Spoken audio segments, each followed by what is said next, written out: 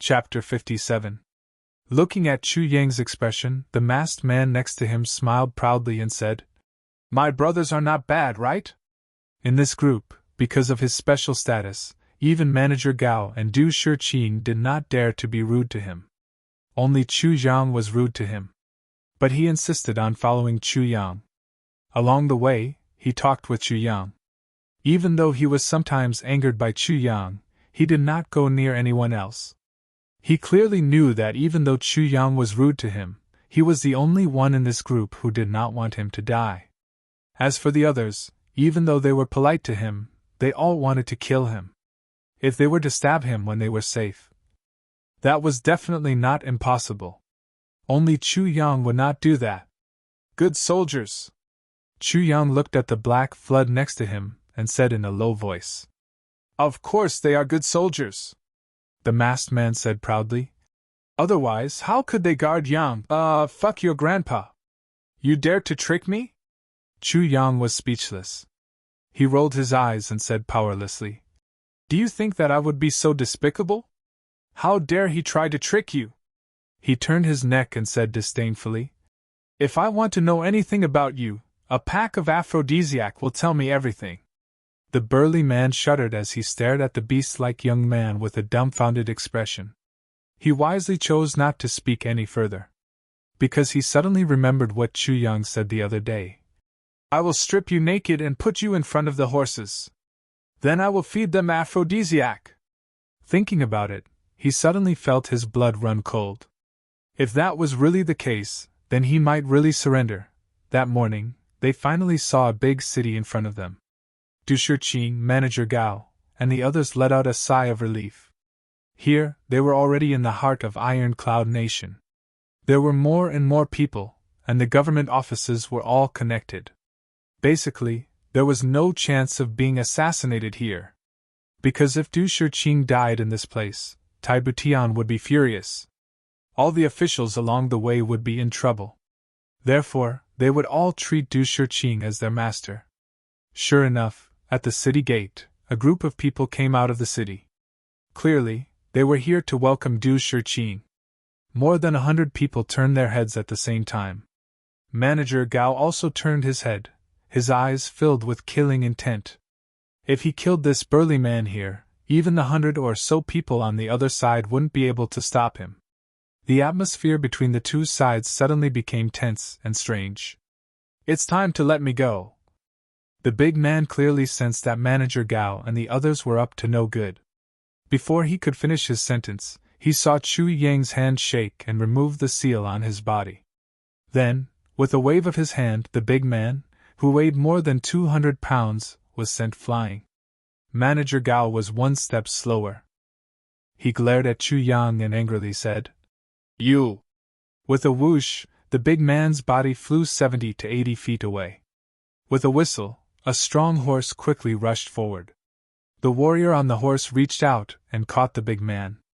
Then, as the horse galloped, the big man's two legs were spread out, and he sat steadily on the horse's back.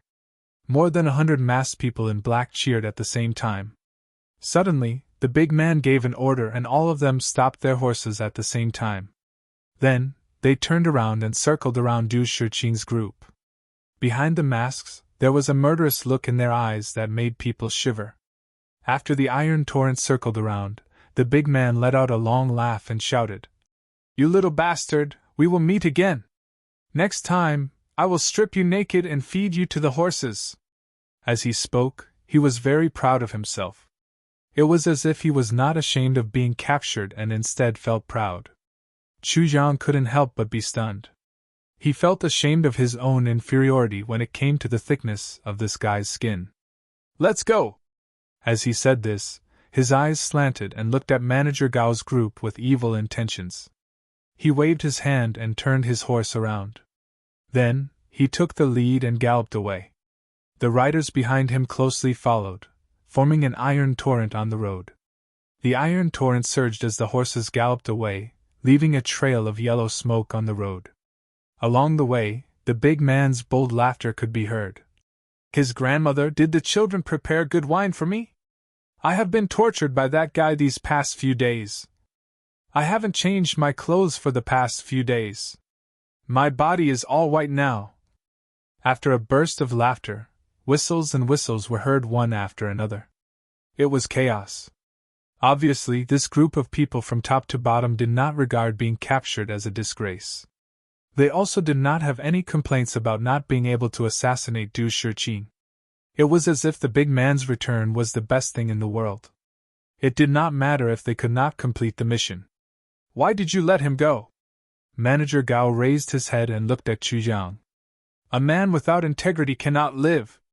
Chu Yang looked at him coldly and did not back down. "Besides, it was Senior Du who helped me. I escorted him here. It has nothing to do with you," he said slowly and disdainfully. "If you guys could have killed him the moment I caught him, I wouldn't have said anything. At the very least, I would have praised you guys for having a strong sense of brotherhood. At worst, we would have all become fugitives. But you waited until now to kill him. Haha, Manager Gao, did you get your title of Fire Saber Great Master because of this?" After he said this, the remaining 4 riders' faces turned red. They could not say anything. Manager Gao slowly nodded and said, "Good! Good! Good!" He said the word good 3 times. His eyes became more and more fierce. Chu Yang coldly snorted and said proudly, "What? You want to burn the bridge after crossing the river? You want to kill your savior?" He only cared about his ultimate goal. As for what they thought, Chu Yang did not care. Gao Weiqing was startled.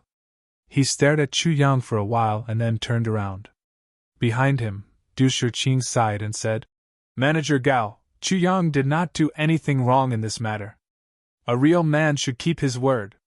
The tall old man, who was walking away, paused for a moment. He turned around and said, "Yes, you are right." Chu Yang was very surprised. This was the first time he saw Manager Gao talk to Du Shiqing.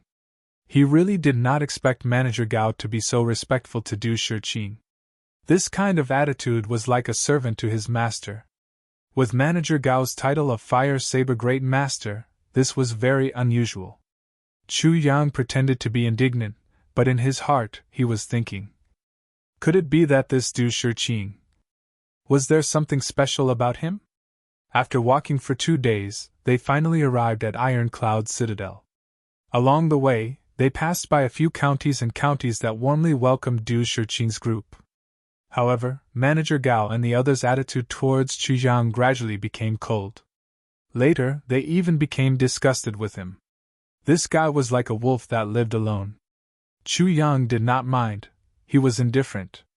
Every day, he only discussed medical matters with Du Shiqing. Every time they passed by, it was very enriching. Chu Yang's perception was very high. Plus, there were some areas where he took a different approach to discuss, which gave Du Shiqing a new feeling. Because of this, the two of them were very happy to talk along the way. Chu Yang also took this opportunity to learn about this field that he did not understand in his previous life. In the future, no matter if he was fighting on the battlefield or wandering the world, this knowledge would always be useful. Du Shiqing's whereabouts were also reported to Ironcloud Citadel 3 times a day.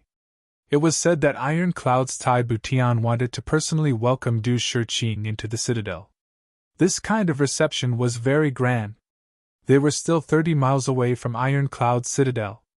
Ironcloud Citadel's banners fluttered in the wind as they rushed out of the Citadel gate. They stood in 2 rows at the Citadel gate, extending for about 5 miles. Then, a group of riders rushed out, creating a torrent on the road as they galloped. They did not stop until they were 10 miles away. Chapter 58. This young man in a white robe had a purple crown and a white face. His long eyebrows reached his temples, and his phoenix eyes were awe-inspiring. He was wearing a white cloak that covered his entire body. At first glance, he looked delicate, but the feeling he gave off was completely different from his appearance. He was just riding on a horse, but he gave off the feeling of looking down on the world. Tai Butian of Iron Cloud. He personally came out of the city to welcome Du Shiqing. At this moment, he was sitting on the horse with his right hand on his forehead. He narrowed his eyes and looked at the road in front of him. He was patiently waiting with a calm face. Dust rose in the distance, and the sound of wheels could be heard. A group of people appeared on the horizon. "They are here!" Tai Butian turned around and jumped down from the horse. The white cloak still covered his entire body. He was not tall, but he did not give off the feeling of being short. Next to him, there were dozens of people waiting in formation. Their eyes were shining brightly, and their hands were on the hilts of their swords. They were protecting him from all directions. With this kind of formation, even if a martial king came to attack, Tai Butian would be able to retreat safely. At this moment, Du Shiqing was in a state of shock. "Senior Du, now that you have safely arrived at Iron Cloud, I should also take my leave."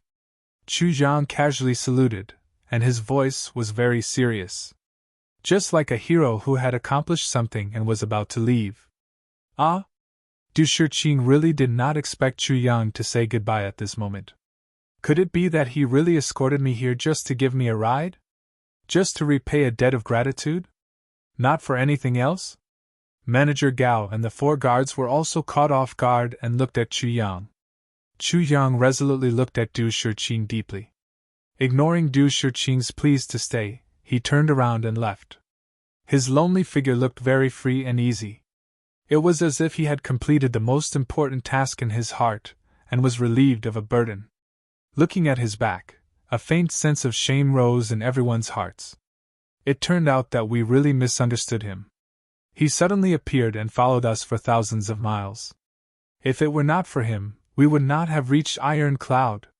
If it were not for him, we would have been completely annihilated in that forest. However, the moment he successfully arrived, he decided to leave. In fact, just 2 days ago, they had almost fought with him. What kind of ungrateful behavior was this? Chu Yang's departure left Du Shiqing and the others with the impression of a chivalrous hero. Everyone watched as he turned into a small black dot in front of them, and then disappeared. They couldn't help but feel a little dazed. Chu Yang had come here to repay a debt of gratitude. This point had been confirmed after everyone had discussed it. However, everyone guessed that Chu Yang must have other motives. Using Du Shiqing to get to know the upper echelons of Iron Cloud and gain glory and wealth, was that his true goal? But at this moment, Chu Yang had used his actions to break their guesses, making them feel ashamed of themselves for using the heart of a villain to cross the heart of a monarch. But they didn't know that Chu Yang's departure was for the sake of better carrying out the plan. Manager Gao and the others didn't treat him unjustly. If he followed Du Shiqing into the city, he would naturally be able to see Tai Butian. However, his own status would not be favored. At most, he would become one of Tai Butian's many aides, and then bitterly look for opportunities, wait for opportunities, and stand out. Only then would he be able to slowly rise step by step. However, if there wasn't a suitable opportunity, they would continue to wait like this for a long time. Chu Yang couldn't wait. What was easily obtained would naturally not be cherished. This sentence applies to both men and women. It was applicable to love, wealth, and career. A wife is not as good as a concubine is not as good as a mistress, and a mistress is not as good as a mistress. What you can't get is always the best. Cough cough, Chu Yang has misunderstood. But this is the truth. Even though Chu Yang had taken the initiative to visit, it would never be as important as Tai Butian's repeated visits. The weight was also absolutely different. Therefore, the current Chu Yang was only building momentum for himself and also creating an opportunity for Tai Butian to visit him 3 times. Originally, when he had no other choice, Du Shiqing was his only shortcut. But now, the calamity swords devouring made him change his mind. Since there was another way, he was not willing to just be a strategist. On Du Shiqing's side, he had already put in enough effort to leave a deep impression on him. This was an extraordinary ability.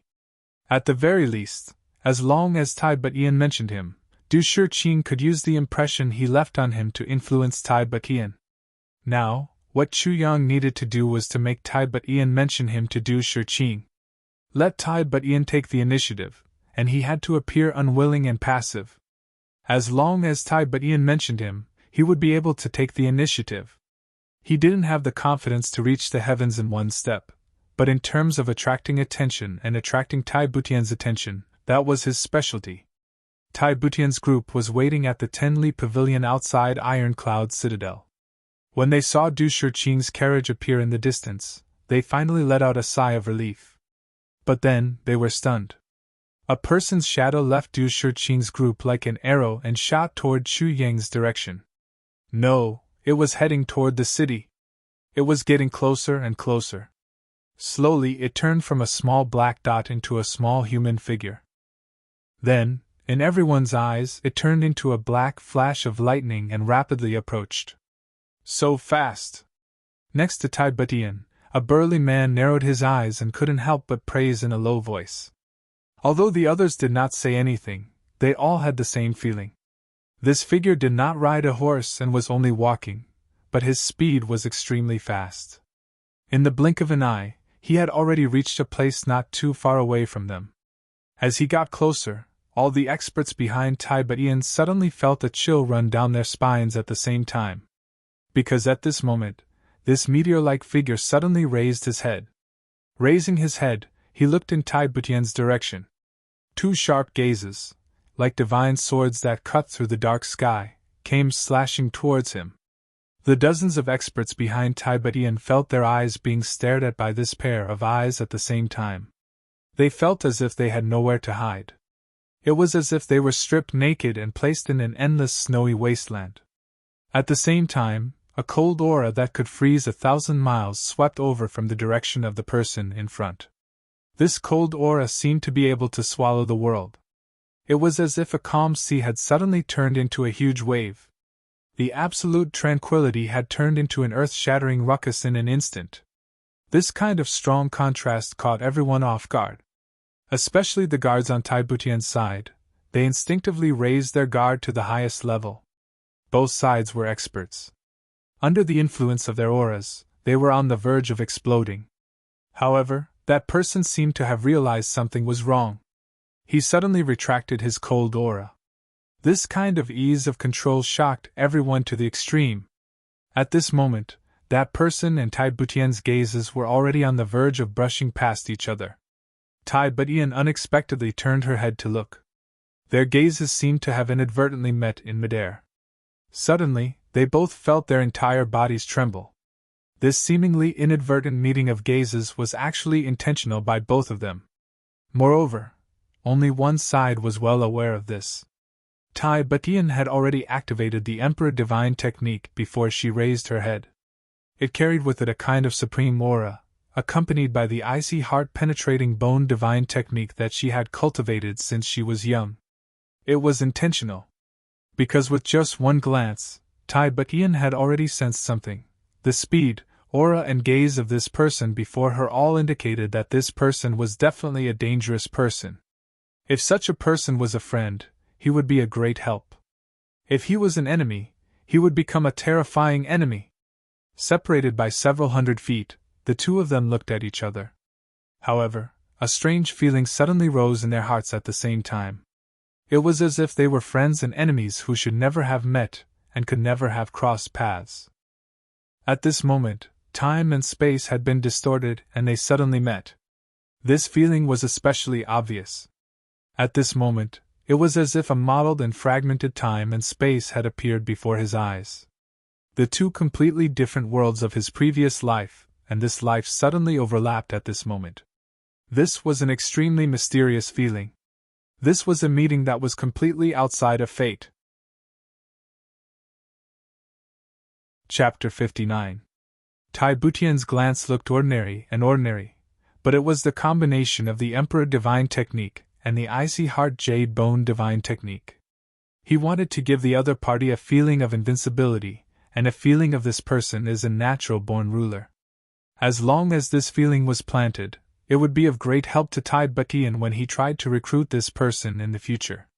In the future, cooperation or recruitment between the two of them would be a matter of course. At this moment, Ian naturally thought that the other party was just passing by. He was definitely not on guard against this glance. In reality, Whether it was during a battle or a conversation, most people would pay attention to the other party's eyes. But who would have thought that the eyes could have such an effect? And Chu Yang's glance was, of course, even more deliberate. For this one glance, he even drew out all the cold air from the Seven Shades congregation grounds from the tip of the Calamity Sword. He used it as his own power to create an aura that could freeze 1,000 miles. He first gained the upper hand by a show of strength, then gathered his boundless arrogance to see through this one glance. Just this glance was bound to leave an indelible impression on Tai Batian. Chu Yang's gaze was calm and sharp, proud and wild, like the wolf king of the northernmost plains, sharp as a sword and cold as ice. In this pair of eyes, there was ruthlessness. In such a gaze, all living things in the world were ants that could be slaughtered. The heavens were like grass that could be trampled on. However, Tai Butian's eyes were gentle, warm, and tranquil without any ripples. In fact, it seemed as if he was overlooking the common people from the clouds. His lofty aura of a king sped along with the wind. Here, I am the ruler. All the land under the heavens belongs to the king. All the people on the shores of the land are the king's subjects. One was intentional and the other was unintentional, but both of them gave it their all. This was a contest. But there was no winner in this contest. If Chu Yang's gaze was the waves, then Tai Butian's gaze was the reef. The waves rolled and swept up thousands of piles of snow. The reef stood tall and unmoving. Was it the reef that broke the waves? Or was it the waves that drowned the reef? Who could say for sure who would win and who would lose? But after this one glance, Chu Yang was like a gust of strong wind, brushing past Tai Butian's troops like a whirlwind. With a whoosh, he turned into a shadow and disappeared in the direction of the city gate. From the beginning to the end, the look in his eyes had never changed. Tai Butian also calmly retracted her gaze, deep in thought. It was as if this was just a coincidence. It was an extremely short meeting. In fact, even Tai Butian and the others treated this meeting as a coincidence. What a terrifying person! Behind Tai Butian, the dozens of experts who had gathered their powers to the maximum instantly heaved a sigh of relief. Their faces were solemn. Some of them even had cold sweat on the tip of their noses. A series of popping sounds came from under his feet. The power that he had gathered suddenly dispersed, and the ground beneath his feet actually cracked. Just now, when the cold air hit them in the face and froze them for 1,000 miles, everyone felt as if they had fallen into an ice cave. Although the other party didn't make any movements and was only flying, everyone felt as if a sharp sword was flying through the air. It was as if it was going to kill people with irresistible force, and then fly away. Its momentum was unstoppable. A terrifying person? How terrifying is he? Tai Butian looked thoughtfully in the direction that Chu Yang had left in and asked slowly. This person, judging from his eyes and his aura, I'm afraid he's a top-notch executioner. Beside Tai Butian, a man in green took a breath and said in an intensely guarded tone. However, this person's motive is obviously not to. Because when he looked at you, there wasn't the slightest bit of murderous intent. There was only one kind of indifference. When he said this, the dozens of people around him suddenly fell into deep thought. Facing the Empress in such a grand ceremony, he's still so indifferent and dismissive. It's obvious how tenacious this person's nerves are and how great his composure is. However, even after searching through every corner of their minds, they still couldn't think of anyone in the martial world who was like this. This person was obviously very young, at most 17 or 18 years old. However, after thinking through all the young talents, they realized that there wasn't anyone who fit the criteria that this person had shown. Who was this person? Oh? A faint smile appeared on Tai Butian's jade-like face. She said softly, A terrifying person is also an interesting person. If he is not targeting me, then there is a high possibility that he is not an enemy. If he is not an enemy, then could he be a friend? Turning her head to look at Du Shiqing's carriage, Tai Butian said thoughtfully, That person just now seemed to be flying from Divine Dr. Du's direction? There was no such presence before, right? So his original position should be with Du Shiqing's group? Everyone looked at each other, and couldn't help but nod. This point was very obvious. If such a master is with Du Shiqing's group, then Du Shiqing must know this person, Tai Badian said with relief. And the direction that this person is going is towards Iron Cloud Citadel. His eyes flashed, and he sighed with a smile. How can we let go of such a talent? Send 2 people to see if they can follow him. However, no matter what, do not cause any conflict. The 2 people behind him nodded and left the group. They jumped on their horses and whipped their whips. With the sound of galloping hooves, they disappeared in the direction of the citadel gate. Tai Badian did not look back. She waved her sleeves and said, Everyone, follow me to welcome Divine Dr. Du. Chu Yang brushed past Tai Badian like a whirlwind and disappeared into the distance. However, even after entering the citadel gate, the shock in his heart had not subsided. How could this be? Chu Yang was full of doubts. How could it be Icy Heart Jade Bone Divine Technique? How could it be Icy Heart Jade Bone Divine Technique? I am not surprised that he could use Emperor Divine Technique. This is a technique passed down from generation to generation in Iron Cloud Nation. But he clearly used Icy Heart Jade Bone Divine Technique to see through people's hearts. Why? Icy Heart Jade Bone Divine Technique was a secret technique of the Holy Clan. Moreover, the requirements to practice it were very special. Either it was a perverted and feminine man who practiced it, or it was a woman who practiced it to achieve the greatest effect. That kind of masculine man would not be able to cultivate this Icy Heart Jade Bone even in his lifetime. What Chu Yang found strange was that with Senior Butian's power and status, what kind of technique could he not get? Why did he have to practice Icy Heart Jade Bone Divine Technique? But no matter what, this Senior Butian of Iron Cloud Nation left a deep impression on Chu Yang. Especially those eyes. They were as clear as water, as cold as ice, but also gentle and calm. They contained the world and were unfathomably deep. But Chu Yang's deepest impression was that those eyes were so beautiful that they almost did not belong to this world. Chu Yang thought about it, and could not help but laugh. Looking at this Senior Butian's face, even though he was very handsome, wasn't he a little too effeminate? He was a typical pretty boy. Practicing Icy Heart Jade Bone Divine Technique did not seem to be anything special. Du Shiqing's carriage finally appeared in front of everyone. Manager Gao lifted the curtain, and Du Shiqing stepped out. Tai Badian took a step forward and bowed deeply. Senior Du, you must have traveled a long way. I am Tai Badian, and I am here to welcome you. His voice was clear and steady. Moreover, in front of Du Shiqing, he called himself this one, and did not refer to himself as this one or Gu. This gave Du Shiqing enough face. From this, one could see how much importance this Senior Butian placed on his father's illness. Your Highness is too polite. How could this old man dare to trouble your Highness to personally come and welcome me? I am very afraid.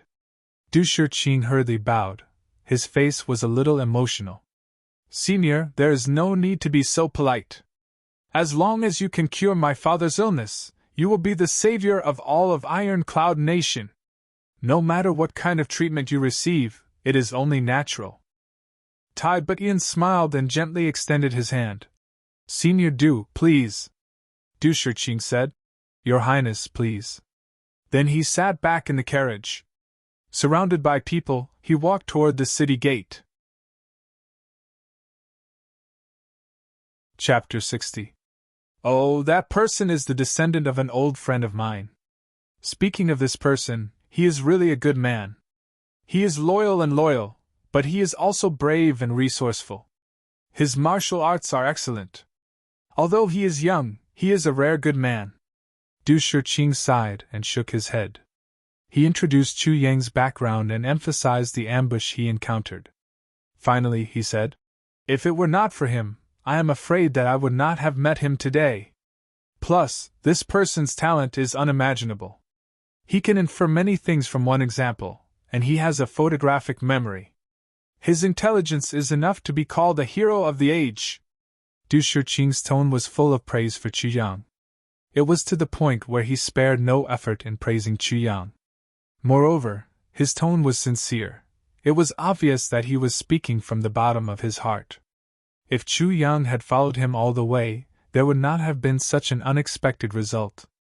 Du Shiqing also had some regrets. Along the way, Du Shiqing mentioned more than once that he wanted to take Chu Yang as his disciple and teach him medicine. In fact, before he arrived here, Du Shiqing said with disappointment, "Chu Yang, this old man has a feeling that this trip to Iron Cloud will be the end of me, Du Shiqing. If you cannot accept it, I am afraid that my medical skills will be lost forever." Even though he said this much, Chu Yang still refused. Du Shiqing let out a long sigh. Even though there was no hope for him to take Chu Yang as his disciple, he still passed on his life's work, the immortal medicine, and the tattered 100 Herbs Sutra. This 100 Herbs Sutra is the origin of my medical skills. In my entire life, I have only seen through it. And this immortal medical art is my life's work. If you can learn it, that would be the best. If not, then help me pass it down. This was Du Shiqing's request to Chu Yang. And these 2 books were Chu Yang's biggest unexpected gain on this trip. In Du Shiqing's mind, even though Chu Yang had not agreed to be his disciple, he had already inherited his skills. Naturally, he did not hold back in praising Chu Yang. On the side, Manager Gao snorted. He faintly felt that if Chu Yang wanted to leave, he should not have entered Iron Cloud Citadel. However, he felt sorry for misunderstanding Chu Yang. So, he didn't say anything.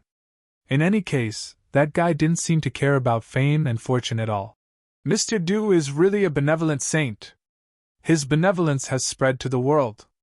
After hearing about this matter, my respect for Mr. Du has increased by another notch. Tai Batian smiled. His eyes flashed as he remembered the name Chu Yang.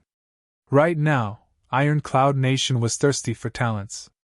If not for Sir Butian taking over Iron Cloud Nation's military and establishing Butian Pavilion to supplement Iron Cloud Nation's strength, Diwu Qingro would have already led his army north. To Tai Butian, she really couldn't let go of any talent right now. What's more, such a terrifying talent like this one. Tai Butianshin's expression turned cold. She whispered to a black-clothed man beside her. "Order Wu Kuan-yin to come to Iron Cloud Citadel. Tell him that if he can't explain the attack on Divine Dr. Du, his body doesn't need to come. Just send his head." Wu Kuan-yin was the commander of Iron Cloud Nation's Iron Blood Cavalry. He was also a fierce general on the border between Iron Cloud Nation and Great Xiao. He was ranked 10th on the continent's list of famous generals. Although he was only at the bottom of the list, it was not something that could be achieved through bravery alone. Tai Butian mentioned Wu Kuan-yin at this moment. Obviously, from the timing and style of this matter, she concluded that this matter was definitely done by Wu Kuan-yin. The man in blue nodded. He couldn't help but smile. He thought to himself, old Wu, this time you are out of luck. Although what you did was something I wanted to do." Turning around, Tai Butian's smile was already amiable. She said softly, "Senior Du must have been frightened." Du Shiqing repeatedly said that he didn't dare. He didn't know why, but looking at the amiable face of this Senior Butian, Du Shiqing felt a chill run down his spine. It was as if the unethical thing he did many years ago was under the watchful eye of the other party. Perhaps this Iron Cloud Citadel was really going to be his burial ground. Du Shiqing stared blankly at the tall city walls not far away. His eyes revealed a trace of confusion. Then he sat back in the carriage. His expression was calm as he headed towards Iron Cloud Citadel. Whether it was a blessing or a curse, it was already here. Since he had already done something, there would always be a reward. Everyone had their own thoughts. They unconsciously quickened their pace towards Iron Cloud Citadel. After entering Iron Cloud Citadel, Du Shiqing's carriage went straight to the royal palace. Tai Butian could not wait any longer. Her father's condition was getting worse and worse. She wanted Du Shiqing to immediately cure her father. Even if she had other considerations, she had to put them aside for now. She also knew that being able to invite Du Shiqing this time was most likely due to Diwu Qingrou's calculations. Diwu Qing allowing Du Shiqing to come was definitely not with good intentions. It was most likely to let Du Shiqing use his miraculous skills to cure her father's illness so that he could compete with her for power. However, even if Tai Butian knew that this was a trap, she could only gladly jump into it. Because that was her father. Not only the emperor, but also her father. That night, when Tai Butian returned to Butian Pavilion, it was already very late. Two people had been waiting in the main hall for a long time. Did you find that person? Tai Butian asked softly. He gently rubbed his forehead with his thin and weak left hand as he asked in a tired manner. This subordinate is incompetent and could not find this person's whereabouts. One of them bowed and said, This person entered Iron Cloud Citadel and suddenly disappeared. We could not find him anywhere. Send more people to look for him. Tai Butian rubbed her forehead and sighed. She rubbed her forehead with her hand and added, Do not disturb the people. In the current Iron Cloud, even the power of the people is extremely important. Don't say anything like that. Yes. The person replied and then said worriedly, Your Highness, this subordinate sees that you are really tired these days. Should we find someone to help you relieve your fatigue? That is also good. Let Lan Xiang come and relieve my fatigue. Tai Butian did not decline, but her expression showed that she was even more tired. Yes. The two men in black retreated. Tai Butian frowned and fell into deep thought. Her brows showed that she was very worried. She remembered what Du Shiqing said after seeing her father's illness. Your Highness, the Emperor's illness has been accumulating for many years. Moreover, there is still poison left in his body. After a long time, it has seeped into his bone marrow and is difficult to cure. I can only do my best and leave the rest to fate. Tai Butian heaved a heavy sigh. Seeped into his bone marrow and is difficult to cure. These words made Tai Butian's heart feel as if it was being torn apart. Imperial Father, is there really no hope? The palace maid called Lan Xiang had already come in. Seeing that Tai Butian was deep in thought, she did not dare to disturb her, and stood quietly to the side. After a long time, she heard Tai Butian sigh deeply. The corner of her eyes actually flashed with sparkling light. Grandfather cried? Grandfather Butian, who had always been strong and supported the entire Iron Cloud nation, actually cried? Lan Xiang's heart suddenly ached. Only people like her who were close to Grandfather Butian knew how hard it was for Grandfather Butian. In order to catch up to Di Wuqing Ro, Grandfather Butian had sacrificed so much. From when he was a child until now, in these 10 years, Grandfather Butian had not slept more than 4 hours a day. The entire nation, the lives of millions of people, all depended on him. Di Wuqing Ro and Great Xiao Empire, with their powerful national strength and superior intelligence, were like a mountain pressing down on them. If it was anyone else, they would have collapsed long ago. But Tai Butian, with the body of a young man, was able to withstand it. Chapter 61. Tai Butian sighed again and said faintly, Lan Xiang, help me rub my temples. It was as if he already knew she was coming. But Lan Xiang knew that he was in a trance and did not notice her. Because Tai Butian would never show his weakness in front of anyone. Tai Butian raised his eyes to look at Lan Xiang. His eyes were clear and bright. He did not even need time to recover. He had already regained the demeanor of the Grand Elder Butian. Lan Xiang agreed and walked over quietly. Grand Elder is tired, too tired. What I need to do is to use all my strength to let him relax for a while. But after a while, Tai Butian suddenly thought of something and sat up. Frowning, he pondered for a while and said, Send someone to see if beyond the heaven sects Bao Kuang Lei and Miss Wu Qian are asleep. If they are not, ask them to come to my place. Because he suddenly remembered that when Du Shiqing introduced Chu Yang, he seemed to have said, Abandoned disciple of Beyond the Heavens sect. Abandoned disciple, these two words made Tai Butian very puzzled. Such a person, no matter which sect he was in, would be a top character. They would protect him like a treasure, and would not even have enough time to cultivate him. How could he be expelled? Beyond the Heaven sect Master Wu Yunliang, he had met him a few times. He did not seem like such a foolish person. Could it be that there was something hidden? Or was there some conspiracy? Or was there something else? Lan Xiang was startled and obediently replied, "Yes." Only then did Tai Butian lie down again. Even when he was lying down, the snow-white cloak on his body was still tightly wrapped around his body, not revealing the slightest bit of his figure. After a while, Bao Kuang-lei and Wu Qianqian arrived. After a while, looking at the backs of Bao Kuang-lei and Wu Qianqian, Tai Butian lay down thoughtfully. The Chu Yang mentioned by Bao Kuang-lei and Wu Qianqian, and the Chu Yang mentioned by Du Shiqing were not the same person. As for the matter of abandoning a disciple, the two of them did not know the inside story. They only knew from the sect's announcement that Chu Yang had killed his own martial brother, which seriously violated the rules of Beyond the Heavens sect. The fact that he was not executed on the spot was already extremely lenient. Tai Butian's brows furrowed slightly. After a long while, he mumbled, "This Chu Yang is really interesting." His voice was very low, so low that other than himself, no one else could hear it. MP, MP, MP. Once Chu Yang entered the city gate, he wiped his face and changed his appearance. He walked along the road for a while, turned into an alley, and then turned 2 corners.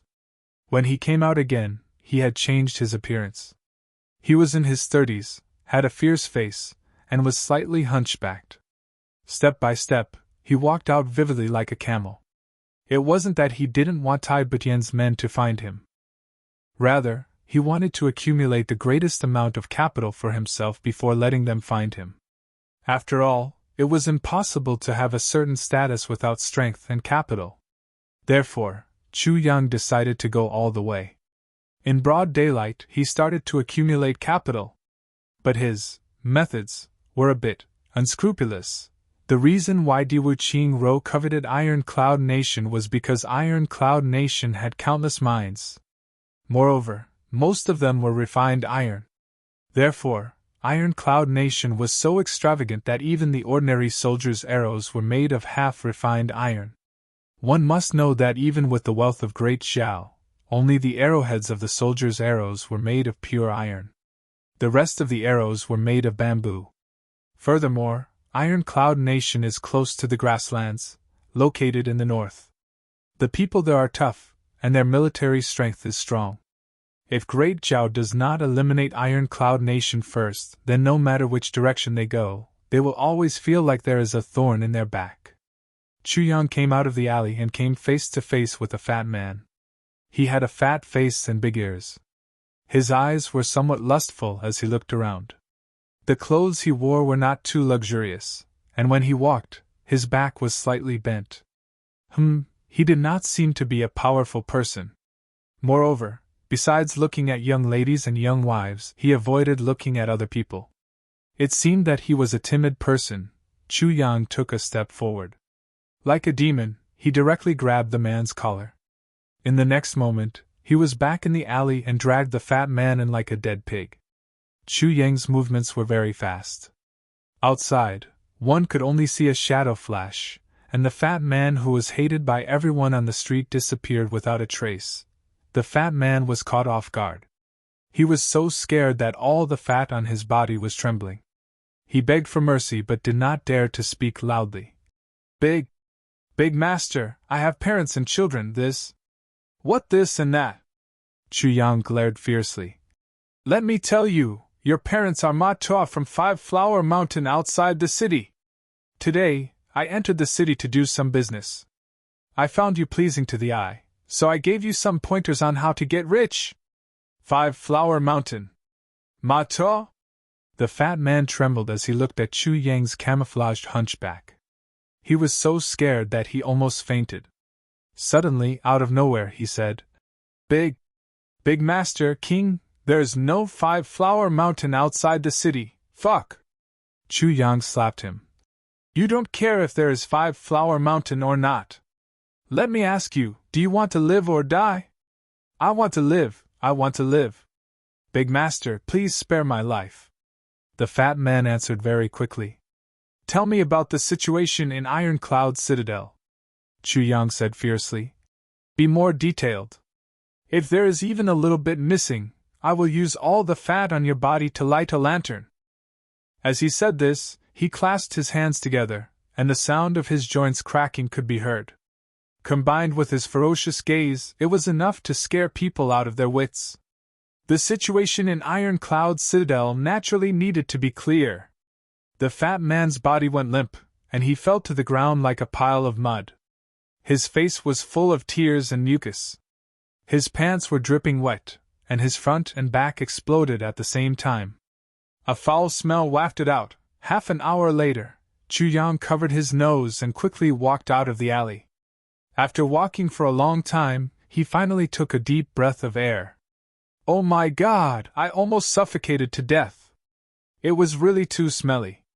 Later, the fat man did not know if it was because he was so frightened that his stomach was not feeling well or something else. He kept farting while trembling as he explained. This made Chu Yang extremely depressed. However, it had to be said that even though this fat man did not have much makeup, he was still quite familiar with Ironcloud Citadel.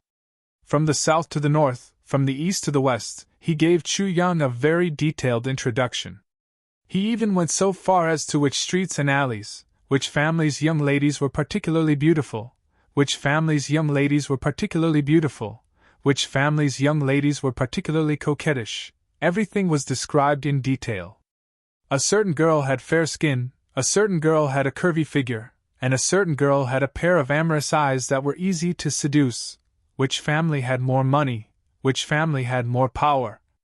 This was the division between the black and white sides of Ironcloud Citadel, their respective businesses, the distribution of the mines outside Ironcloud Citadel, which family could not be offended, which family had to be avoided, and so on and so forth, and so on. Chu Yang's head was spinning from listening. In the end, he followed the fat man's instructions and went out to buy a map. Chapter 62. Who says there are no bandits in the city? Motherfucker, this is bullshit. Why would bandits differentiate between the city and the countryside? Look at that Mato, his eyes are obviously green, specifically asking about which family has more money. Fatty wanted to cry but had no tears. That hateful guy, not only did he scare me half to death, he even took my poor banknotes before leaving, not even leaving behind a few taels of silver.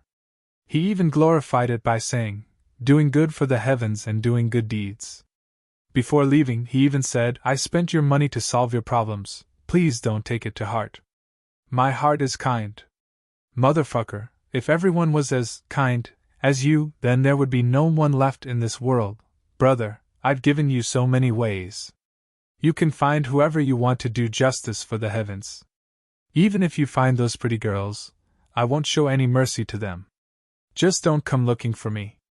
I'm really not rich, Fatty prayed as he walked. That afternoon, Chu Yang left the city and went to the mines outside the city. He wanted to buy some steel, but when he arrived, he found out that Wu Yunliang gave him 300,000 taels of silver. It sounded like a lot, but he wanted steel. Sorry, our Ironcloud nation does not have steel. Chu Yang painfully spent 10,000 taels of silver to buy a large pile of steel at a high price from the workshop. More than half of the 300,000 taels of silver were gone.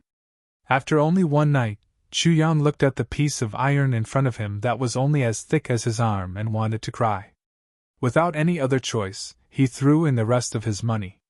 In the blink of an eye, he went from a rich man with 300,000 strings of silver to a pauper, but it was still a drop in the bucket. Chu Yang frowned, anger rose in his heart, and hatred grew in his heart. Money, the most important thing is money. One coin can drive a hero to death? To Master Chu, this was a joke. One coin can drive an idiot to death, this is true, but if you want to drive Master Chu to death? He he he he he. Chu Yang's eyes emitted a wolf-like green light. The next night, several wealthy families in Ironcloud Citadel were suddenly robbed. The thieves were very clever. In the dark night, they came and went. They really were nocturnal. When they woke up in the morning, a few rich men looked at their empty coffers and fainted one by one. Even if millions of rats entered the granary at the same time, it wouldn't be so clean. If a mouse entered the granary, it would at least leave a pile of debris on the ground. However, the vaults of these rich men were completely empty. When one stepped into the vaults, there would be echoes. A cloud of dust rose from the ground. All the gold was gone, all the silver was gone, and all the treasures were gone. It was so clean that even a mouse would come out with tears in its eyes. Wasn't this thief too ruthless and clean? All the bodyguards didn't hear anything, but there was nothing left. One of them, Li Laokai, had hidden the banknotes under his pillow. When he saw the warehouse, he felt somewhat comforted despite the pain in his heart. He thought that he would be able to keep some money for himself. Who would have thought that when he went back to check the banknotes, he would be knocked unconscious on the spot? When he woke up, hundreds of thousands of taels of banknotes had disappeared without a trace. He could only vaguely make out a hunchback. In each of these rich men's warehouses, there was a line of writing left behind, showing the honesty of this great thief. On it was written, "I will not change my name, I will not change my surname, I will rob the rich to give to the poor." There was a heroic aura of one man taking responsibility for what he had done. The next morning, outside of Ironcloud Citadel's government office, the grievance redressing drum was beaten loudly. Moreover, it was continuous. Dozens of fat old men had tears on their faces. They were on the verge of collapse as they crazily beat the drum. Later, the entire square in front of the government office was filled with cries. The cries were mournful, like the cries of apes deep in the mountains, causing people to cry. However, in Ironcloud Citadel, from the top to the bottom, everyone looked on with cold eyes. There were even some who gloated and set off firecrackers. The officials did their routine registration and let these old men go back to wait for the news. The main reason was that these people were not good people. Normally, their eyes grew on top of their heads, they were arrogant, and they bullied men and women. Even when Butian was collecting money to build an army at the beginning of the year, these cheapskates did not even give a single cent. They said that they had no more food at home and were about to starve.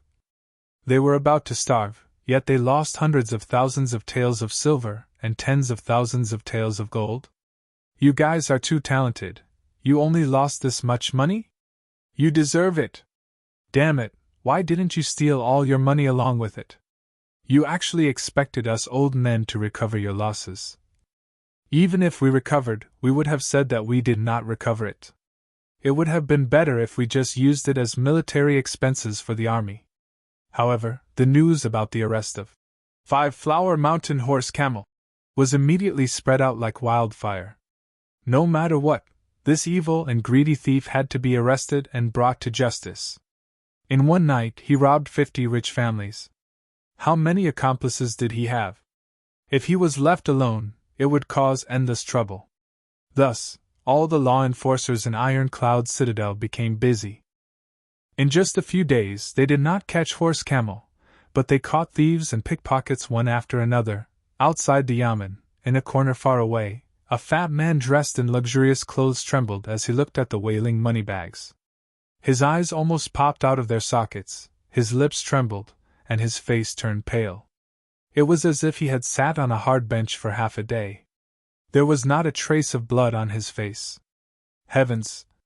This was really done by Horse Camel. I can swear. Because these people he stole were all the people I told him about. Not a single one was left out. Oh my God! This thief is really fierce. Luckily, this old man was caught early. If it was someone else who was caught, I would be one of the unlucky ones right now. To tell the truth, the reason why Chu Yang was so accurate was all because of these cheapskates.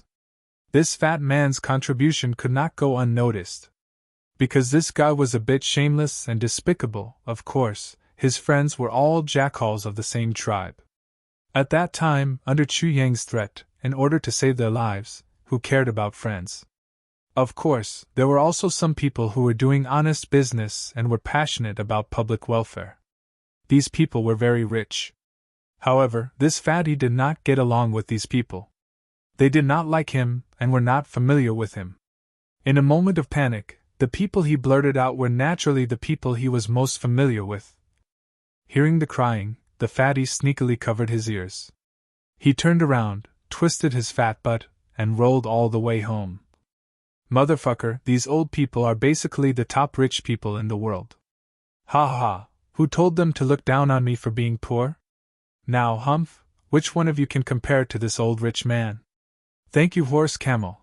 3 days later, Chu Yang, with a head that looked like a chicken's nest, opened his shop on a busy street 2 streets away from the Imperial Palace. This was a 3-story building. Just yesterday, it was still a tea house. Today, it suddenly changed owners. 3 teams in charge of moving and building were busy for an entire day and night. Although the original owner of the tea house was puzzled, he did not ask anything for the sake of the glistening gold. He directly moved away. What a joke! The total value of his tea house, including the staff and equipment, was only 50 taels of gold. The other party was rich enough to throw out 200 taels of gold. Moreover, he did not want anything inside. He could just find another place and reopen with the same staff. He would be a fool not to accept, therefore, this place was named Chu. It was now under the jurisdiction of the rich and powerful Big Boss Chu. Chapter 63. On the signboard facing the main street, the words, Heavenly Armament Pavilion, were written in golden lacquer. Half of the street was illuminated in a golden color. It was dazzling. The couplets on the left and right were also made of silver and painted in gold. The entire facade was filled with the appearance of a nouveau riche. As soon as people came here, they would immediately smell the stench of copper in the air. First couplet, cutting iron like mud is not a dream, let me open your eyes. Second couplet, divine weapons are always here, if you want to come quickly. Horizontal scrawl, no patience to wait. Next to the door was a sign, Heavenly Armament Pavilion, open for money, do not enter if you do not have enough money. 10,000 taels of silver was the starting price. 1,000,000 taels of gold was not considered rich. Take out treasures, and you will be satisfied as soon as you enter. Not only was it a nouveau riche, but it also did not look like much. From the signboard to the couplet, it was all very tacky. Even those few words were crooked and full of evil. It was like a mouse's tail was dipped in ink, and then a bowl of wine was poured into the mouse's mouth. After the mouse was drunk, it dragged its tail and drew it. Then Big Boss Chu sat upright and waited for the fat sheep to come. This was called Jiang Taigong fishing, the willing bite. Of course, Chu Yang didn't know about this story, but there was a handsome and talented girl named Feng Ling who knew about it. It had to be said that after several days and nights, Chu Yang was tired, but he was also very excited. The taste of reaping without sowing was too wonderful. Damn, no wonder so many people wanted to be thieves. With a stretch of his hand, he had gold and silver. It was too satisfying. Robbing the rich to help the poor, yes, it made sense. At that time, they were so rich and so poor that they wanted to die. Robbing a little was not considered helping the poor, right? When this Heavenly Armament Pavilion opened, it made everyone's eyes bulge. Too arrogant, too outrageous. In all the previous dynasties, no one had ever seen anyone do business like this. This was not doing business, it was simply offending people. Moreover, it first insulted itself and then offended others. In an instant, this Heavenly Armament Pavilion became the biggest joke since the founding of Iron Cloud Nation. It quickly became famous. Quick, go and take a look. There's a crazy guy who's opening a shop on the street. Whoosh! A large group of people quickly gathered outside the Heavenly Weapon Pavilion to watch the excitement. It was a cloudy day. Since everyone had nothing to do, it was not a bad idea to take a look at this idiot. However, everyone was a little puzzled. Why couldn't this fool show off? Why did he have to come to Iron Cloud Citadel's busiest street to embarrass himself? Was there something wrong with this guy's brain? But if he was really an idiot, where did he get so much money to open a shop here? Big Boss Chu crossed his legs. There was no divine weapon on the counter in front of him, only a cup of tea. Hot steam and the aroma of tea rose from the teacup, and Big Boss Chu's head was also touched by the aroma of the tea. He was really sleepy. On the left wall near the inner door hung a sword, a saber, a short sword, and a short saber. It seemed like these 4 items were what gave him the confidence to open his business. They were also the divine weapons that he was prepared to sell. Outside the door, everyone was guessing, sighing, and laughing. Chu Yang turned a deaf ear. The people he wanted to sell to were not these people. Plus, Chu Yang's memories from his previous life clearly told him that Iron Cloud Nation did not care about anything else, but the 2 words, heavenly weapon, would definitely touch the sensitive nerves of Iron Cloud Nation's upper echelons. Get out of the way, get out of the way. A good dog does not block the way. I'm talking about you, what are you going to do? Unreasonable shouts came from afar. A few big black men with open collars were walking over like crabs from the east, west, north, and south. Wherever they went, people would avoid them as if they had seen a god of plague. What heavenly weapon pavilion? What the fuck? A big man with a big mole on his face and a thick tuft of long black hair looked at the plaque of Heavenly Weapon Pavilion. His nose pointed to the sky and suddenly became angry. Motherfucker, are you crazy? Don't come in if you don't have enough money? Old money, but I want to go in, what about it? Big brother. The underling next to him who was looking left and right shouted in surprise. This is all silver. Pure silver. This guy pointed at the plaque and jumped up and down. He looked like the wind. Silver? The big man pinched the plaque in confusion. Suddenly, his voice changed. Fuck! It's really silver! Looking up at the plaque, his gaze suddenly changed. It became greedy and vicious. Who is the boss inside? Come out, come out! The big man's voice was almost hoarse. He swallowed his saliva up and down the street. Fuck, I don't want anything. I just want to scare them and move the plaque back. That's enough. You want to buy something? Chu Jiang crossed his arms and slowly walked out. There was no other way. In the entire Heavenly Weapon Pavilion, he was the only one. The boss and the workers were all taken care of by him. When he came out, Big Boss Chu's nose became crooked. He was always ready to catch a big fish. In the end, before the big fish came, he attracted a group of hooligans. This was too unlucky. This shop is yours? The big man's nose pointed to the sky. What? Chu Yang was in a bad mood. His tone was naturally not good. What? Fuck, you have a temper? It seems that you don't know who is standing in front of you. The big black man stretched out his hand and was about to grab the collar of this hateful little guy and beat him up. Fuck off! Chu Yang shouted in a low voice. He opened his eyes wide and shook his arms. Then, a burst of visible black smoke emitted from his body with a bang sound. It dispersed into an overwhelming and surging evil aura. It carried an ice-cold chill as it rushed over with a bang. This big man was only a street hooligan. He was not even a martial disciple. He only relied on his 2 arms to play the role of a hooligan. How could he resist the soul intimidation of a revered martial artist? As soon as the big man finished speaking, he suddenly felt a chill. Then, he was hit in the face by the evil energy. His entire body and soul were frightened. His eyes rolled back. He felt as if he had fallen into an endless nightmare. Countless evil spirits were coming from all directions. They were bleeding from all 7 orifices. Letting out a scream that did not sound like a human's, the big man staggered back. Suddenly he held his head with both hands and rolled back and forth on the ground. He screamed like a madman. Spare me! No, I didn't kill him. Spare me, spare me. He suddenly jumped up and turned around to escape. However, he fell down as soon as he took a step. Blood flowed out. He was paralyzed on the ground. He could not stand up. However, he was still desperately crawling forward. As he crawled forward, his pants gradually became wet. Only the heart-wrenching voice of begging for mercy echoed in the air for a long time. The 2 little brothers following him did not know what had happened. However, When they saw their boss turn from normal to terrifying in the blink of an eye, they felt a chill run down their spine.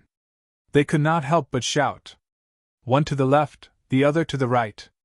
They scattered like birds and beasts. Chu Yang looked at the three people running away with a perplexed expression. He scratched his head as if he did not know what had happened. After thinking for a while, he said, "Oh yes. The heavenly weapons all have a murderous aura. It seems that these people have bad intentions. They offended the heavenly weapons. The heavenly weapons have a spirit and are punishing them." Hearing him say this, the onlookers immediately understood what was going on. They could not help but feel fear on their faces. They took a step back and felt a chill run down their spines. Chu Yang laughed and said, "Everyone, who else wants to come in and take a look? Please, please don't be polite." With a boom, the onlookers dispersed. Chu Yang smiled mischievously and turned around to go back. Heavenly Armament Pavilion is really amazing. The heavenly weapons there actually have a spirit. If someone has bad intentions, they will directly send down heavenly punishment. This rumor spread faster than the previous one. After all, many people had seen it with their own eyes. When this spread out, it would be even more sensational. The person who said this spoke in a low voice. He was very careful. The people who heard this felt a chill run down their spines. Who dared not to believe it? Didn't you see that tuft of hair in the East Street was scared out of his wits? What tuft of hair did not know? It was that ruffian who collected protection money. Chapter 64. That night, Chu Yang was still somewhat puzzled. On the first day of business, Heavenly Armament Pavilion's arrogance had already attracted a lot of onlookers. Many of them were martial artists. There were also a lot of people with gorgeous clothes and arrogant expressions. They were probably people from big clans in the capital. Why were these people able to resist their curiosity and not come in to take a look? It must be known that having a divine weapon in hand could increase one's battle prowess by at least one level. No matter if it was in Jianghu or on the battlefield, it was a treasure that could save one's life. Having a divine weapon that far exceeded the quality of an ordinary divine weapon was equivalent to having an extra life.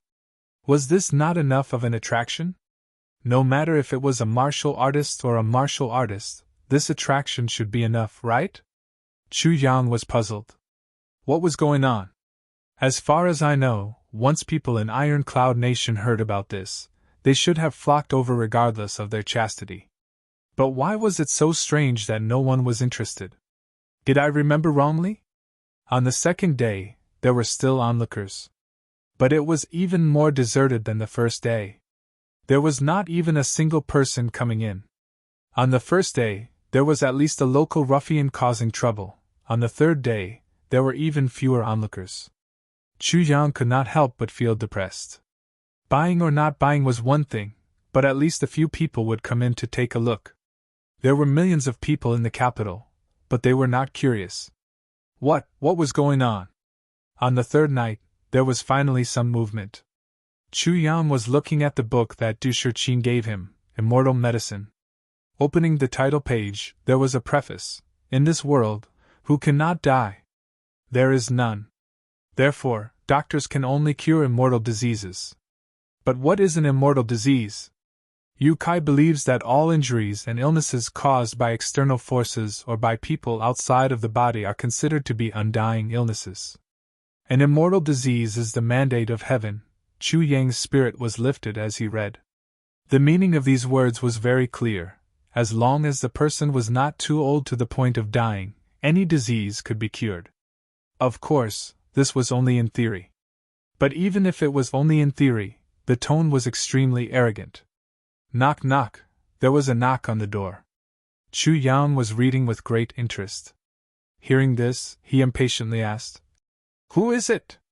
I heard that there are divine weapons for sale here, so I'm here to pay you a visit." A tired voice came from outside. Chu Yang's heart skipped a beat. Although this voice sounded tired, there was a kind of arrogance in it.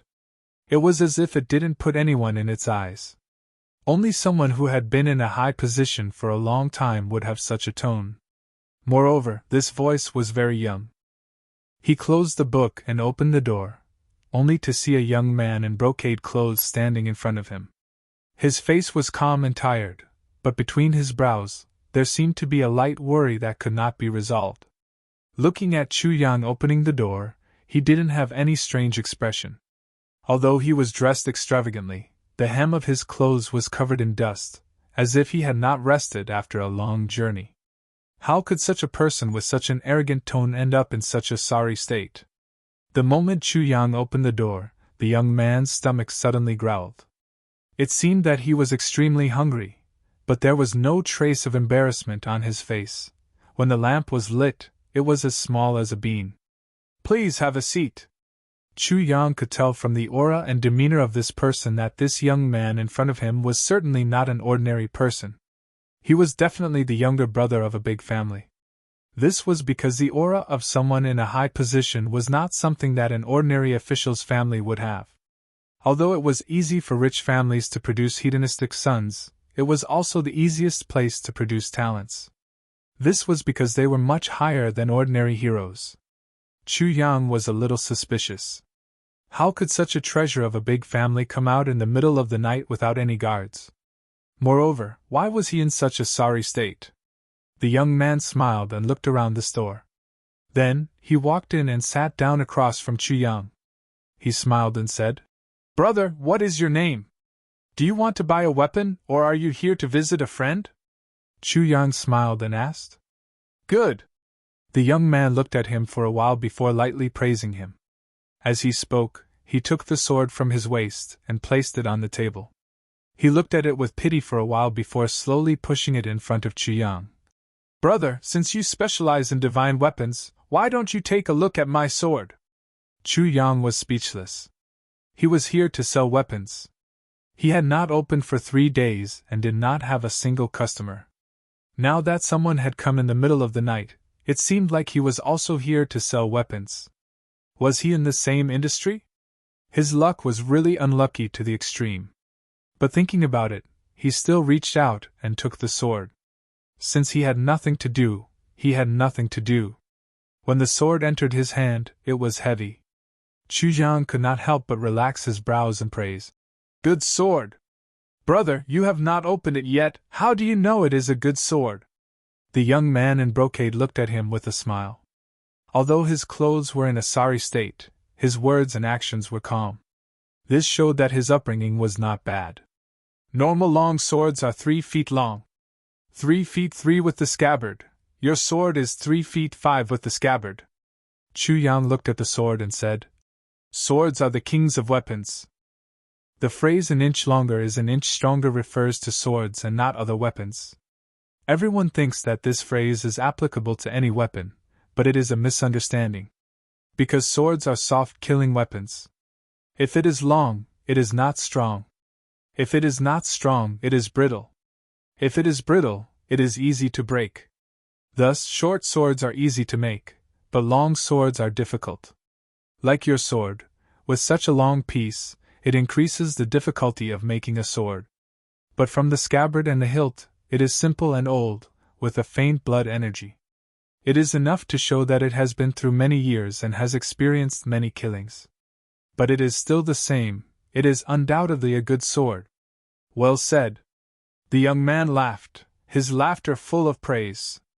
He said, "Brother, you really are someone who understands swords. Also, the weight of an ordinary sword is around 5 kilograms. The ideal weight of a sword is around 7 kilograms. Chu Yang lightly said, "It's hard to say if it's mixed with other specific metals. Your sword, including the scabbard, is already more than 15 kilograms. Chu Yang said, "The sword is heavy, but the shape is unchanged. It is definitely a good sword."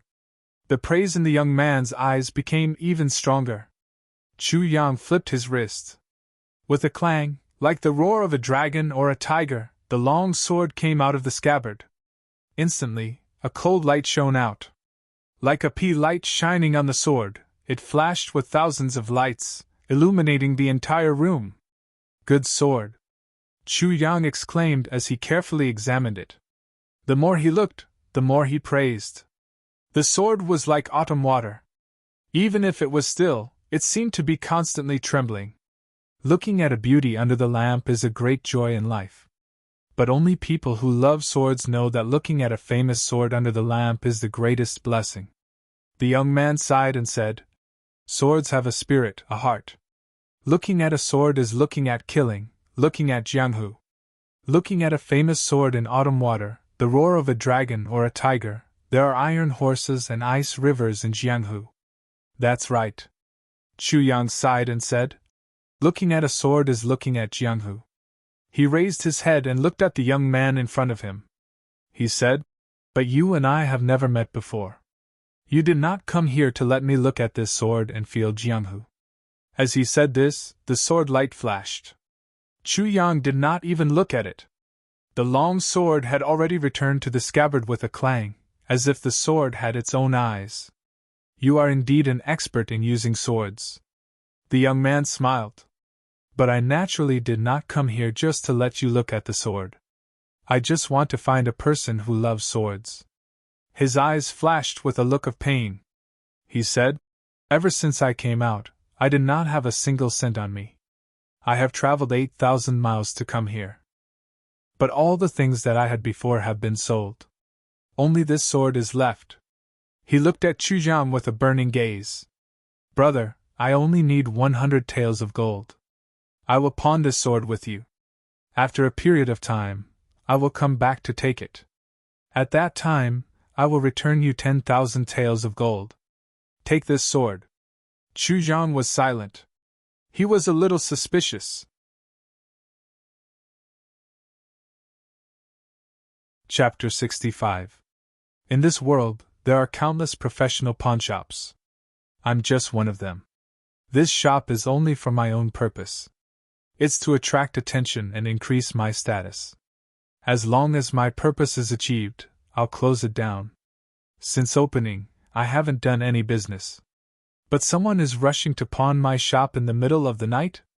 Moreover, it's such a good sword? There was something strange about this matter. It's too unusual. Is there something fishy about this? Late at night, in the imperial residence, the tall and sturdy Wu Kuangyun left in a sorry state. He came to Tai Butian's place. Before he could even say a word, Tai Butian stopped him. "No need to explain. I know it's you." Then he was left hanging here. He was left hanging for the entire afternoon and night. This great general who had made outstanding achievements in Iron Cloud Nation, who was mighty and powerful in front of the two armies, and who was invincible in the hearts of his subordinates, was constantly wiping his cold sweat for the entire afternoon and night. Tai Butian had been giving out official replies and making arrangements non-stop. Batches of people came in and batches of people left. Everyone was in a hurry. Only Wu Kuangyun stood motionless in the hall like a wooden stake. He had lost a lot of face this time. Wu Kuangyun looked at the curious, surprised, and mocking gazes in everyone's eyes. He was so ashamed that he almost wanted to find a hole to hide in. Especially the few guys he knew and was very familiar with. They looked at him as if he was a monkey. Wu Kuangyun looked at Tai Butian countless times with begging eyes. "Little ancestor, even if you cut off my head, don't let me poke it here." However, Tai Butian didn't even look at him. She didn't even look at him. She didn't even talk to him. Since Tai Butian didn't speak, he naturally didn't dare to speak. The power of this young crown prince was secondary. The key was the reputation he had accumulated over the years. Wu Kuangyun was extremely respectful of him. It was because of this respect that he was afraid. If it were someone else, this notoriously bad-tempered general would have already slammed the table and cursed. However, in front of Tai Butian, he had to think twice even if he wanted to breathe loudly. Tai Butian's last words saved him from his predicament. He looked at the official on the table in front of him and said without raising his head, "Go find the military law office and receive 100 canes. Everyone involved in this matter will be punished in the same way." Tai Butian looked at Duke on the table in front of her. Without even raising her head, she said, "I believe that you won't play any tricks." Scram! Tai Butian didn't get angry. Her voice was very calm. However, this calm voice made Wu Kuan-yun's heart tremble. Because this meant that Tai Butian was really angry. If it was not for the crisis of Iron Cloud Nation, perhaps his head would already be hanging from the flagpole. Sigh, if it weren't for the crisis, I wouldn't have done such a thing. Wu Kuan-yun felt as if he had been pardoned when he heard Tai Butian's punishment. He expressed his thanks again and again. Then, he turned around and left the imperial residence like a rabbit being chased by a hound. Then, he let out a long sigh of relief and sat down on the ground with a plop. Then, he opened his mouth and sighed. My dear mother has finally come out. This feeling is worse than being beaten up. As for playing any tricks, Wu Kuan-yun didn't even think about it. Although 100 canes were a lot, he could still bear it. However, if he played any tricks, it wouldn't be a matter of 100 canes the next time. There were many examples of this kind of thing. Wu Kuan-yun absolutely wouldn't dare to go against the Imperial Residence's orders. Imperial Residence, we have found that person. Oh? Where is he? Tai Butian was looking at the mountainous pile of memorials on the table. Her right hand was holding a brush made from weasel hair. Shwa shwa shwa, she replied to several memorials without thinking. Although his speed was fast, he was able to see every single one of them clearly. Moreover, he had also gone through careful consideration in his heart. Every reply hit the nail on the head, and went straight to the heart of the matter. This kind of insight was admirable. This morning, there was a rumor in the streets of Iron Cloud Imperial City that someone was scared to death. When we heard the news, we went to take a look. Unexpectedly, the person you are looking for is the shopkeeper of a shop. That person's expression was somewhat strange. It seemed that he couldn't help but laugh. Shop? Shopkeeper? Tai Butian finally couldn't help but tremble. Her brush smeared a smudge on the memorial in front of her. This was really unexpected. How could such a wolf-like person be a shopkeeper of a shop in Iron Cloud Citadel? However, he opened. Heavenly Armament Pavilion! The black-clothed Imperial Guard described Heavenly Armament Pavilion and said, It seems to be selling divine weapons. However, the arrogance in his tone is unprecedented. Divine weapons? Very arrogant? Tai Butian gently put down the brush in her hand. Her beautiful eyebrows slightly wrinkled. After a long time, she thoughtfully said, Tomorrow, I will go take a look. Also, rumor has it that the crazy person offended a divine weapon and was punished by the heavens. However, according to my investigation, that person was frightened by Chu Yang's aura. His soul left his body, causing him to go crazy. Oh? Tai Butian's eyes flashed. She asked, What kind of cultivation level would be needed to scare someone to the point of going crazy? This is hard to say. The green-clothed man hesitated for a moment and said, Generally, if it is a martial artist below revered level, even ordinary people would not be scared to the point of going crazy. This is because aura is after all an intangible thing. Moreover, the aura of a martial artist can only be keenly grasped by a martial artist of the same level. However, there are always accidents. What accidents? If the person emitting the aura is the kind of person who has killed countless people and has a blood debt, or a general who has killed countless people all year round, once he releases his aura, that kind of murderous aura would probably scare people to death on the spot without any accidents. However, this Chu Yang is so young. This seems a bit ridiculous. The green-clothed man furrowed his brows in distress. He also felt that his words were too inconceivable for that teenager. At such a young age, how could he have killed so many people? Oh. Tai Butian let out a long oh. We wanted to go in and take a look, but we were stopped by people from the military. They secretly sealed off Heavenly Armament Pavilion and did not allow anyone to enter. People from the military? Tai Butian suddenly smiled. Are they from Imperial Uncle Longqing? Yes. Looks like Imperial Uncle is going to make a move? Tai Butian smiled in a relaxed manner. I didn't expect that a mere Heavenly Armament Pavilion would make Royal Uncle Longqing, who has been living in seclusion these past few years and whom even I rarely see, appear. This Chuyang is really my lucky star. Also, we suddenly lost contact with 3 of the 7 branches of Butian Pavilion in Great Xiao. I am afraid Diwuqing has made a move. Tai Butian furrowed his brows and thought for a long time before slowly saying, It cannot be Diwuqing. Diwuqing is not that impatient. He did not say why it was not Diwuqing. It seemed to be a conclusion that could not be refuted. Is there any other news? The southeast of Great Xiao has begun to mobilize troops. 3 big legions are moving closer to Ghost Cry Valley. However, this seems to be directed at Limitless Nation and has nothing to do with Iron Cloud. Iron Cloud was located in the north of Great Xiao. The southeast of Great Xiao was thousands of miles away. However, when the green-clothed man said this, Tai Butian's face suddenly became serious. He muttered, Southeast? His eyes suddenly shone with a sharp light. He muttered again. Southeast? 3 big legions? Chapter 66. Yes, southeast.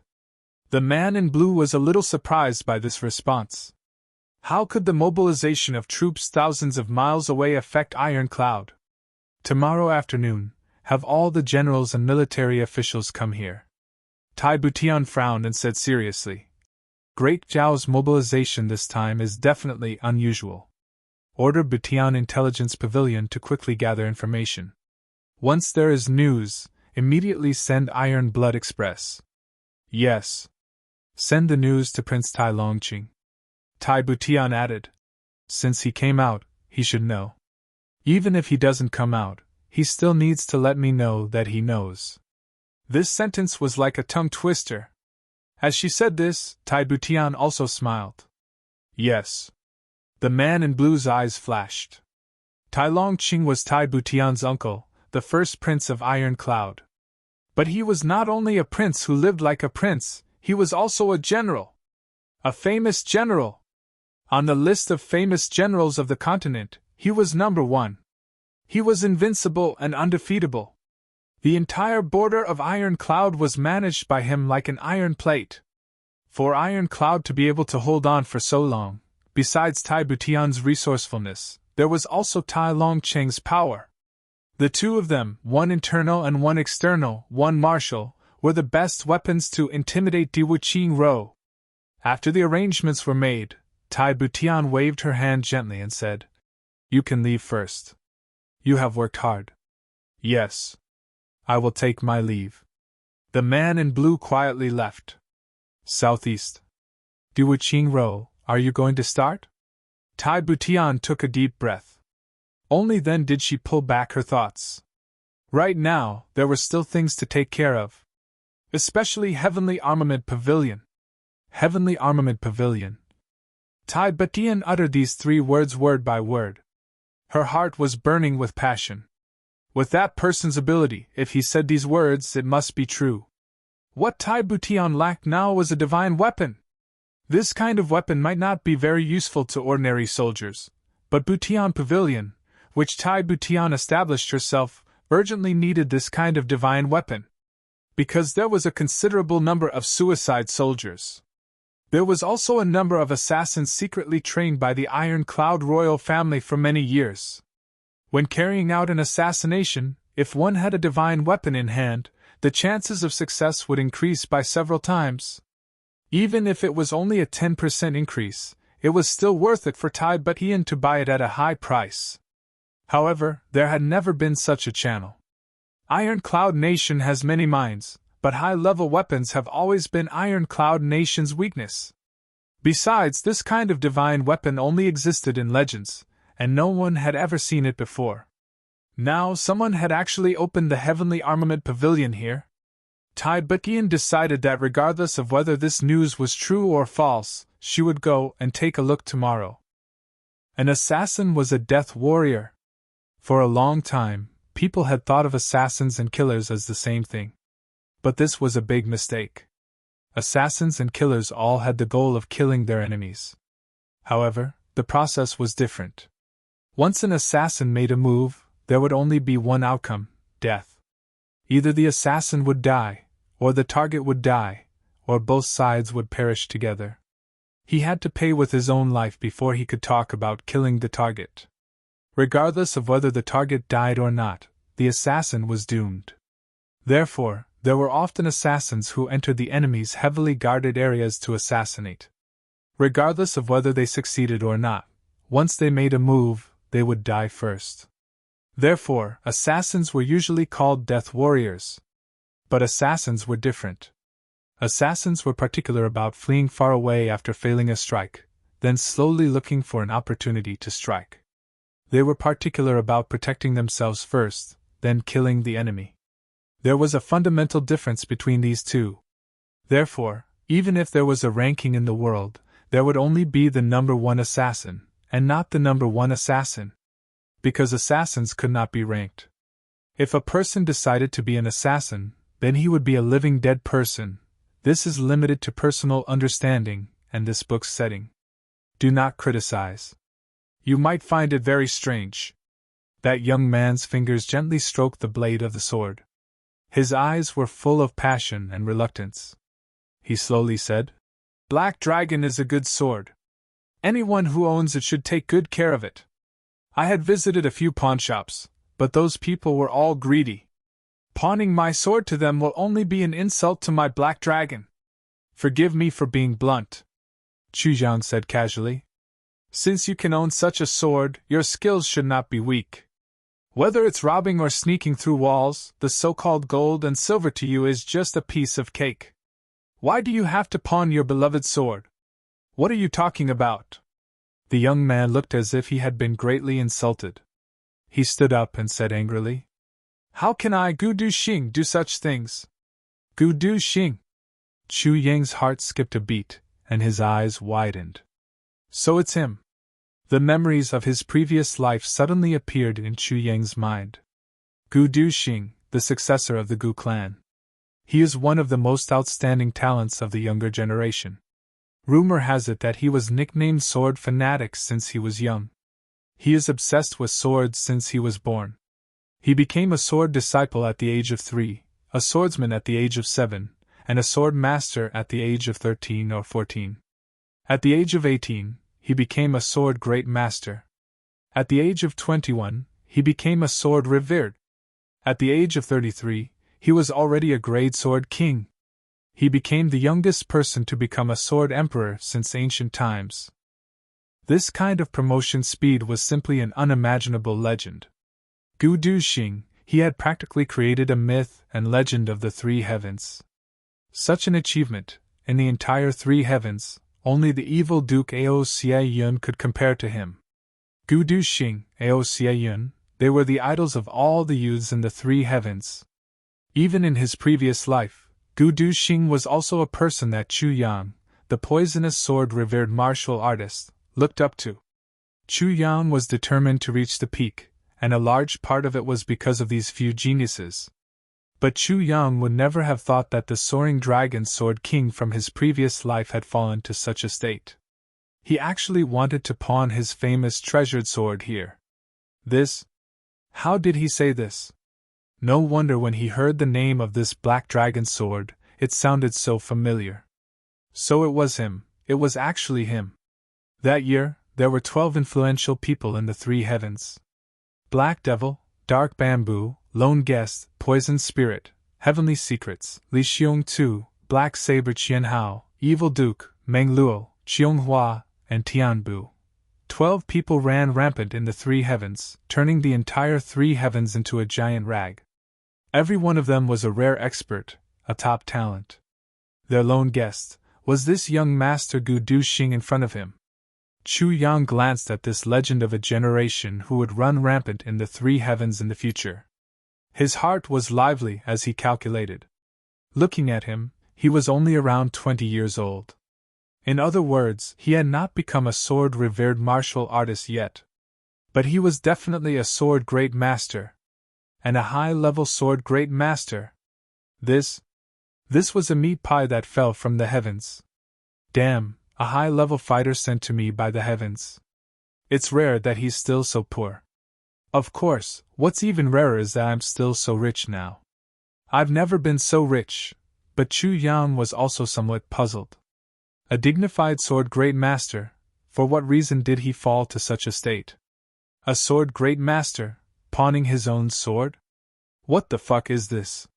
But from this, it could be seen that this Gu Du-Xing really looked the same as the legends from his previous life. Upright, firm, straightforward, and upright. Gu Du-Xing, in his entire life, acted arbitrarily, and ran rampant in the world. But there was one great advantage to this: all the expenses he needed were earned legitimately. There was absolutely no wealth of unknown origin. Chapter 67. A master swordsman could be forced to this point by worldly gold and silver and still not steal or rob. Although Chu Yang despised him a little and disagreed with this approach, he had to admire this guy's persistence. Gu Du-Xing, right? Chu Yang smiled and put on an unfathomable look. He pointed at the 4 weapons hanging on the wall. Take a look first. How do my weapons compare to yours? As he spoke, Chu Yang stood up. He took down a sword and a machete from the wall. He placed them in front of Gu Du-Xing. Gu Du-Xing was stunned and a disdainful look appeared on his face. He squinted and said, "Your weapons look new from the outside and have not been used. They are obviously freshly made. The scabbard is shiny. Although there are some cloud patterns lingering on it, it looks like ordinary steel. It's not worth much. This guy is really direct. This kind of weapon is just a common item. It's okay to kill chickens. At best, it's only good to deceive people who don't know the trade." As Gu Du-Xing spoke, he reached out to take the scabbard's sword. He was indeed a master swordsman. He didn't even look at the saber. As soon as the sword was in his hand, Gu Du-Xing suddenly let out a sound of surprise. The disdainful look on his face disappeared in an instant. It was replaced by a strong sense of suspicion. "This sword is a little strange," Gu Du-Xing muttered, but his heart was shocked. This sword was actually heavier than his own. Chu Yang chuckled. He then stood up and walked into the inner room. "Looks like this guy is hungry. I'd better prepare some food for him." Chu Yang was 100% assured that his weapons would be with Gu Du-Xing. This guy almost starved to death but still didn't steal. He would rather pawn his beloved sword. If he didn't believe him, then there was really no one else to believe. Even if Diwu Qingro stole his sword and escaped, Chu Yang wouldn't be surprised. But if Gu Du-Xing stole his sword and escaped, wouldn't that be too funny? After a long while, Chu Yang brought the food out.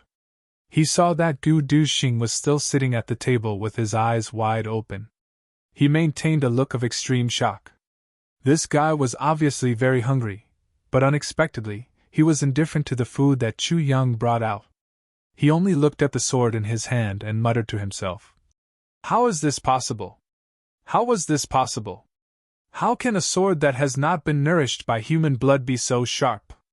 What's impossible?" Chu Yang held an iron bar as thick as an arm in his hand. Grabbing the sword in Gu Du-Xing's hand, he sliced the iron bar as if he was peeling an apple. With a slight sound, a thin piece of the iron bar was shaved off. Gu Du-Xing's eyes were wide open. He could see that Chu Yang was definitely not channeling his martial energy. It was just the sharpness of the sword itself. Whoosh! Another wave. Whoosh whoosh! Half of the arm-thick iron bar had been shaved off. On the ground, there was a piece of shaving-like patch, black and shiny. Gu Du-Xing felt like he was about to collapse. Due to the conflict between him and his family, as well as other reasons, he snuck out. But at that time, he was in a hurry and forgot to bring money. Along the way, he had pawned most of his belongings. Besides, he was a man, not a woman. Why would he wear any accessories? It was just a jade pendant and a few golden beads that were used as hidden weapons. But after entering the pawnshop again and again, Gu Du-Xing was thoroughly annoyed by those people. When his jade pendant and golden beads entered, they actually became tattered jade pendant, tattered golden beads. Is there even a broken version of this thing?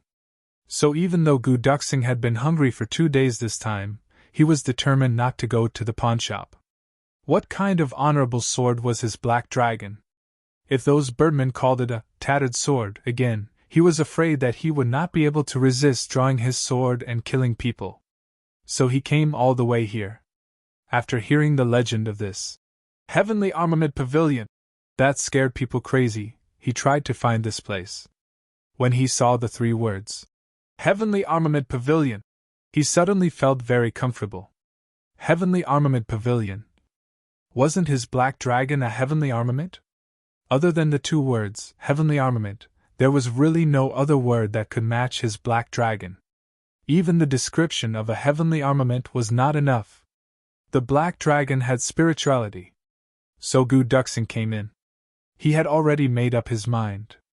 As long as the other party accepted, he must gather money in the shortest time possible and redeem the black dragon with the fastest speed possible. Of course, there was a prerequisite. That was that the owner of Heavenly Armament Pavilion had to treasure the black dragon so that he could be at ease. How could he have known that the place he casually walked in had such a treasured sword? The legendary sword that could cut iron like mud. Did he really see it?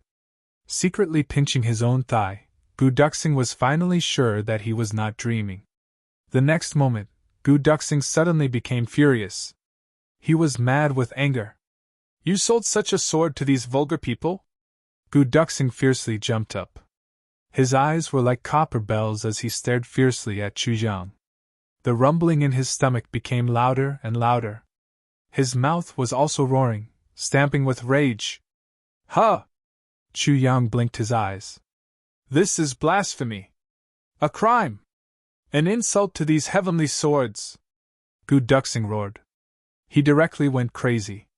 Seeing that the other party still had such an indifferent expression, he could not help but be so angry that his heart was about to explode. Such a heavenly sword, if it was not a peerless swordsman, it would not be able to own it. It was not worthy to own it. Wasn't it said that a treasured sword was matched with a famous person, and a pearl was given to a beauty? How could ordinary people own such heavenly weapons? Heavenly weapons were well deserved. I won't allow it! Gu Duxing jumped up. His eyes were fierce. Absolutely not! Chu Yang was stunned. Looking at this brother whose stomach was rumbling so loudly that he was about to starve to death, jumping up and down in his shop with such an agitated look, he actually did not allow him to sell his own things. What the heck, this was too ridiculous, wasn't it? Brother, this shop seems to be mine. Chu Yang did not know whether to laugh or cry. Gu Duxing was stunned. Then, he said decisively and domineeringly, What do you mean mine? Not even yours! Chu Yang was speechless. This guy, no wonder his cultivation progress was so fast. It seemed that he was already obsessed with swords. He was directly in a severe state of chi deviation. His infatuation wasn't just a little bit. This is a rare treasure sword in the world. Gu Duxing's eyes and face were even exuding a kind of fanatical glow. This is such a perfect treasure sword. This is a killing weapon. If such a sword pierced into a person's heart, if it chopped off a person's head, how cool would that be? Just thinking about it is enjoyable. As he spoke, he closed his eyes and stretched out his hand as if he was holding a sword. His mouth made a simulated sound, completely forgetting himself. Cha-cha! This is a sword! This is the home of a sword! Chu Yang was dumbfounded. Looking at this crazy guy, he directly categorized this guy as a lunatic. There was such a thing? Gu Duxing was so agitated that he was convulsing. With a clang, he pulled out the saber on the table. The saber flashed. This guy's convulsions were even more severe, directly close to severe convulsions. This saber is also a rare treasure sword. He jumped to the side of the wall. With a swoosh, the short sword and saber were unsheathed at the same time. This is practically the duo of all martial artists in the world. Gu Duxing was already stunned. Suddenly, he stared at Chu Yang with grief and indignation. You actually want to sell such a sword? You actually want to sell the duo of all martial artists in the world? With his eyes wide open, he approached Chu Yang step by step. The muscles on his face spasmed. His eyes suddenly bulged like a frog's and suddenly shrank back into a ray of light. His lips trembled. Suddenly, he roared with an earth-shattering roar. Are you still human?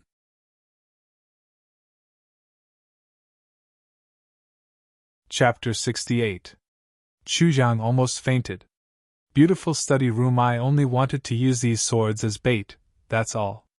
Why did I sell the duo of all the martial artists in the world? It's just selling a sword, is there a need to be so serious? I actually became the enemy of all the martial artists in the world after selling this sword? If that's really the case, then I really can't live on. Chu Yang was speechless for a long time before he finally found a reason. Gu Duxing, why did you pawn the sword? I wanted to eat. Gu Duxing's brain couldn't wrap itself around it. He didn't know why the other party brought this up. Yes, you wanted to eat. So you pawned the sword that you love more than your life. Chu Yang nodded and pointed at his own nose. But what about me? Have you ever thought that I also need to eat? If I don't eat, I'll still starve to death. I'm the same as you, understand? If I don't sell the sword and I don't have any other skills, what will I eat? Do you eat people? Chu Yang asked aggressively. The more he spoke, the more he felt that he was in the right. He actually questioned loudly. His saliva almost sprayed onto Gu Duxing's face. What this bastard said was pure nonsense. The plaque outside his door was made of pure gold and silver. Why would he need to worry about food and drink?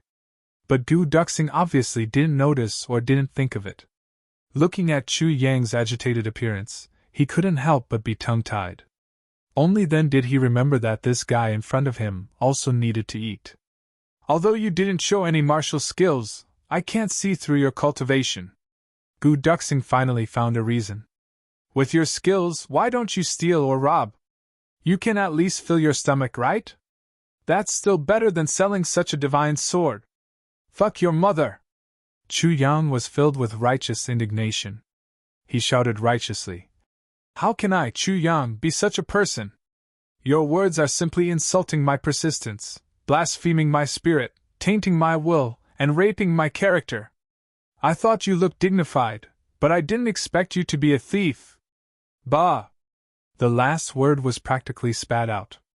Beautiful study room Gu Duxing's face was full of saliva.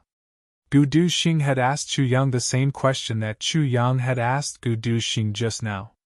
But he had been scolded by Gu Duxing at that time. Now that Gu Duxing had asked about it, Chu Yang was even more untouched. In fact, he was even more aggressive in returning the favor. He couldn't help but feel refreshed. Who the fuck dared to scold the soaring dragon sword king? He dared to do so when he was old. Gu Duxing recalled his answer just now, and immediately felt somewhat ashamed. That's right, don't do to others what you don't want others to do to you. If I don't do it, why would this righteous young man do it? He sat in this shop that was filled with stolen silver from top to bottom. He couldn't help but feel respect for Chu Yang in his heart. It turned out that Chu Yang was just like him. He was also a man with perseverance and ambition. It turned out that he was not alone after all. Who said I was stupid? Isn't there a fellow traveler in front of me? Although Gu Duxing was mercilessly reprimanded by the opposite party, he suddenly felt that this young man in front of him was cute. There was a feeling of being like-minded and caring for each other. But, even if it was for food, Gu Duxing looked at these two swords and two sabers, and his heart really ached. The muscles on his face twitched. Thinking that such divine weapons would be sold to someone else, he really felt distressed. This wasn't pawning them. Once they were sold, it would be a complete loss. This matter, can we discuss it at length? Gu Duxing said cautiously. Brother Chu, for such treasured swords, as people who love swords, we have to find a good home for them. If money isn't that important, well, what I mean is, we can still barely get by. Chu Yang rolled his eyes and sighed. What do you think we should do? Gu Duxing was stunned. How about this? I'll give these swords to you, and you sell them. Is that okay? Chu Yang had a flash of inspiration. Suddenly, an idea came to him, and he couldn't help but be excited. Since you have nothing to do, just be my assistant here. This way, you don't have to pawn the treasured swords, and you can eat and have a place to stay. Most importantly, you can also find a suitable owner for these divine weapons, and not let them be covered in dust and shame. This is killing 3 birds with 1 stone. Brother Gu, what do you think? Huh? Gu Duxing was a little dizzy. He really couldn't imagine how he would become someone else's assistant with just a few words. But it seemed like this was also a feasible plan. The reason he came out was to escape. Well, since it was to escape, wouldn't it be escaping there as well? Thinking of the reason he ran away from home this time, Gu Duxing couldn't help but sigh deeply. Sigh, what should I do? Why? You don't agree? Chu Yang asked nervously. It's not that I don't agree, but… Gu Duxing seemed to have something he couldn't say. Since it's not that you don't agree, then it's settled. Chu Yang interrupted him and directly made a conclusion. Brother Gu, from now on, we are a family. Haha, from now on, you have the final say in this shop. Whoever you want to sell to, I'll sell to. Well, I don't really know much about this business. Chu Yang was telling the truth. He really didn't know much about this business.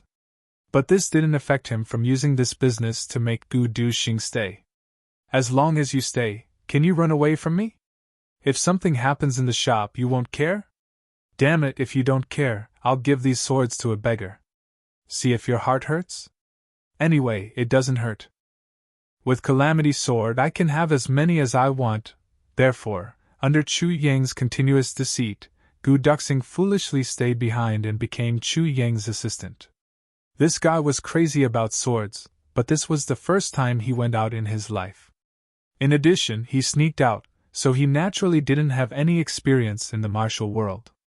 In the eyes of Chu Yang, an old fox with 2 generations of experience, he naturally couldn't refuse. It had to be said that being young was good. Easy to deceive. Of course, the biggest reason was that Gu Duxing couldn't see through Chu Yang's cultivation. In his heart, anyone whose cultivation he couldn't see through was naturally stronger than him. Being an assistant under such a strong person and achieving his goal of escaping from his clan didn't seem too bad.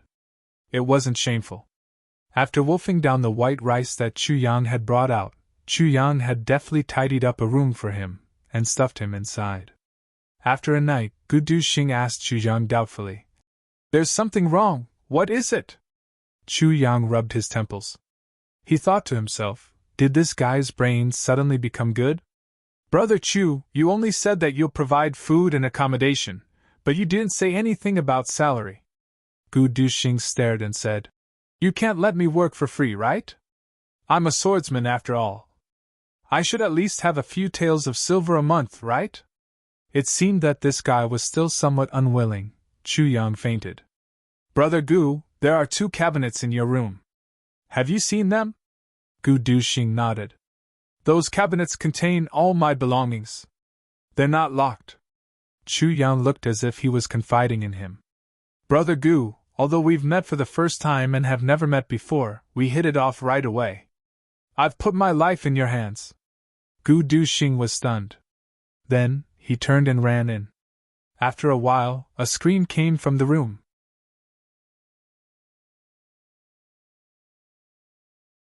Chapter 69. It had to be said that the moment he opened the cabinet, even Gu Duxing, who had seen a lot of gold and silver treasures, was shocked. The golden light was dazzling. Gold. Gold bricks. Gold ingots. They were all gold, and there were also huge banknotes more than a foot thick. For a moment, young Master Gu felt a little dizzy and disoriented. For a moment, he only thought that he had entered the treasury of some rich man. And Chu Yang actually arranged for him to stay in the treasury and didn't restrict him. Sob sob, this feeling of being trusted at the end of the road was really too good, too warm. Chu Yang waved his hand earnestly. Brother Gu, you and I feel like old friends at first sight. You're treating me like an outsider. He thought to himself, at my place, there are still a few more cabinets. I've robbed dozens of rich men, how can I only have so little? But I still have great use for them. Gu Duxing nodded repeatedly. Suddenly, a question arose in his mind. Brother Chu, since you have so much money, why are you still selling that kind of famous sword? Last night this guy had said that if he didn't sell it, he wouldn't be able to eat. But this cabinet of gold and silver banknotes, how was he going to explain it? This gold was enough for 3 generations of rich men to indulge in wine and women. Not able to eat? How ridiculous was this? Please forgive me, Brother Gu. I lied to you last night. Chu Yang looked as if his trick had succeeded. Brother Gu, do you really think that I sold this kind of famous sword casually? I just felt that it was a pity to see it covered in dust. So, I tried my best to find a good home for it. Chu Yang sighed. This kind of sharp weapon must be in the hands of the right person. It can slaughter the world and laugh proudly in the Jianghu. It can display its peerless elegance in a place of rain and blood. That is the ultimate home of a famous sword. How difficult is it for a person to find a suitable sword? However, it was even more difficult for a sword to find a suitable owner. It's rare that Brother Gu and I are like-minded. I can also slack off, haha. I see. Gu Duxing smiled. The knot in his heart had been untied. He smiled very contentedly. In his heart, a kind of great minds think alike feeling arose. This kind of famous sword was not something to be bought and sold. Even if Chu Yang had some schemes because of this, it was also because he thought highly of him. It had to be said that this kind of mentality, after having a good impression of him, was different. Because once this warm feeling appeared, even if what the other party did was wrong, he would find an excuse for the other party. And the excuse he found was one that made him feel comfortable. Of course, it is my wish to find the true owner of the famed sword. But we also need to earn enough money for our meals. Chu Yang smiled and said, Moreover, if the owner of the famous sword doesn't pay a certain price, even if he gets it, he may not cherish it. Gu Duxing nodded and said sympathetically, That's right. I remember back then when I obtained the Black Dragon, I practically went through a lot of hardships. The two smiled at each other. Compared to the soaring dragon sword emperor in his previous life, the current Gu Duxing was undoubtedly less wise and far-sighted, and more impulsive and childish like a teenager.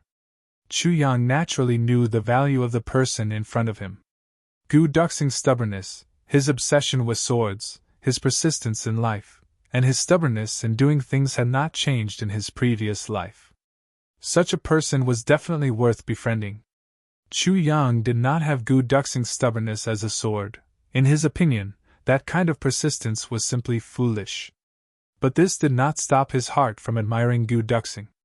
This kind of difference in character was also the reason why Chu Yang in his previous life became a revered martial artist, but not a revered sword artist. Because although he used a sword, all his skills were not just in the sword. Brother Gu, how do these few swords of mine compare to your Black Dragon? Chu Yang asked. In terms of sharpness, they surpass my Black Dragon. In terms of toughness, they also surpass my Black Dragon. Gu Duxing seriously thought for a while and answered seriously. But in my heart, my Black Dragon is still one of a kind.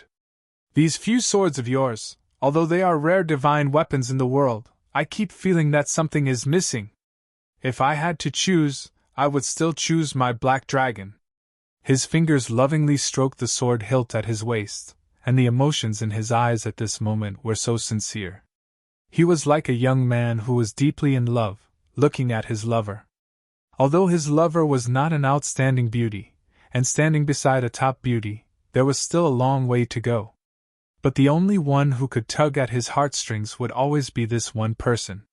Other beauties could make him admire them, but if he had to choose a partner to spend his life with, there would only be this one person.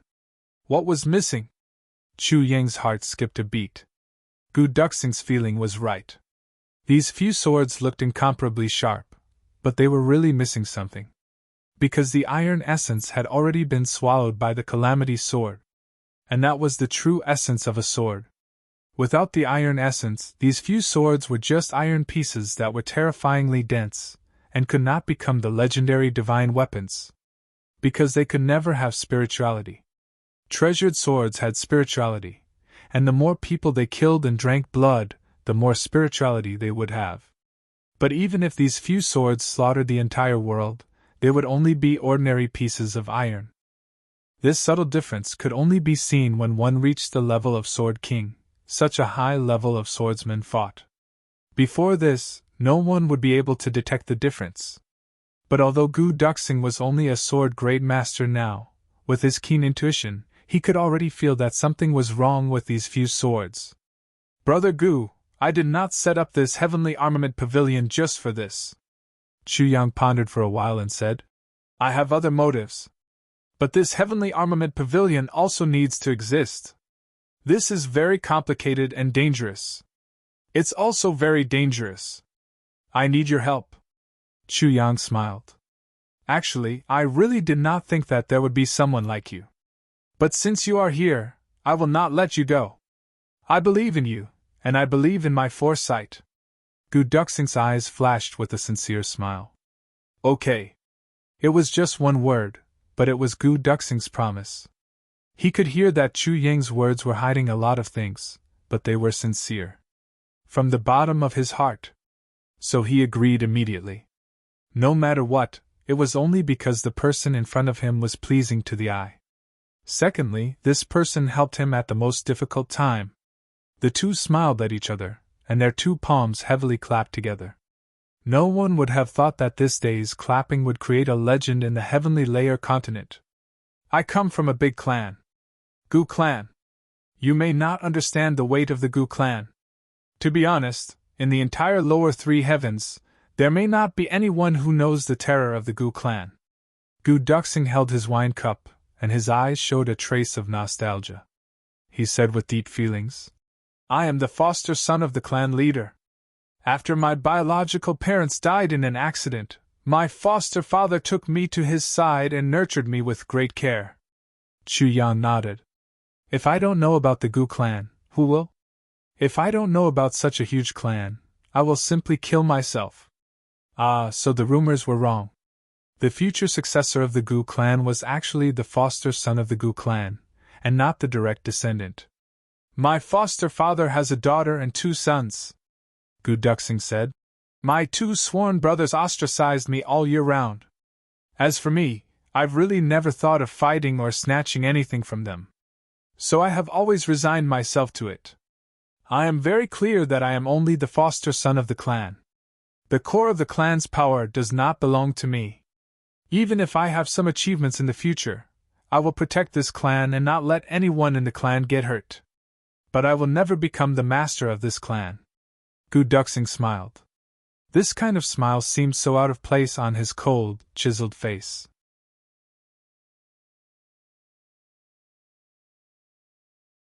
Chapter 70.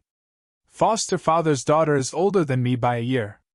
It was because of her that I left the Gu clan. Gu Duxing's eyes were bitter but also sweet. Since I was young, Sister Xiao Miao has been my guardian angel. No matter what difficulties or harsh reprimands, Sister Xiao Miao has always stood in front of me.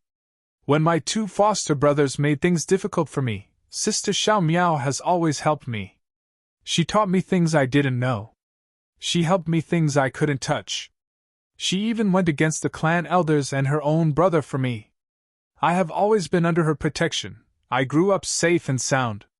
Since I was young, every time I was on the verge of a breakthrough, she would go to the clan's medicine garden and the clan's treasure house to find elixirs for me to help me break through. There were many elixirs that were treasures of heaven and earth. They were priceless treasures that could only be found by chance. And these priceless treasures, along with Sister Xiao Miao's meticulous help, made me a genius. My path of cultivation was smooth sailing. I almost never met any bottlenecks. Because of the elixirs that far surpassed the bottleneck, no obstacle could be an obstacle. And Sister Xiao Miao stole a lot of elixirs. They were elixirs that even foster father and a few elders were unwilling to use. Because of this, Sister Xiao Miao suffered many punishments because of me. And all of this, I was ignorant. Because every time, Sister Xiao Miao would tell me, just eat these things, there are plenty of them at home. And I would just eat them like a fool. Chu Yang listened silently. He finally understood the reason why Gu Duxing was able to create a cultivation legend at such a young age in his previous life. With the enormous manpower and resources of the Gu clan, how could the elixirs they collected be ordinary? Gu Duxing ate so many elixirs, it would be strange if his cultivation speed was not fast. We've all grown up. As for me, because of Sister Xiao Miao's unbridled and unending supply of elixirs, my cultivation speed has far surpassed all of my peers.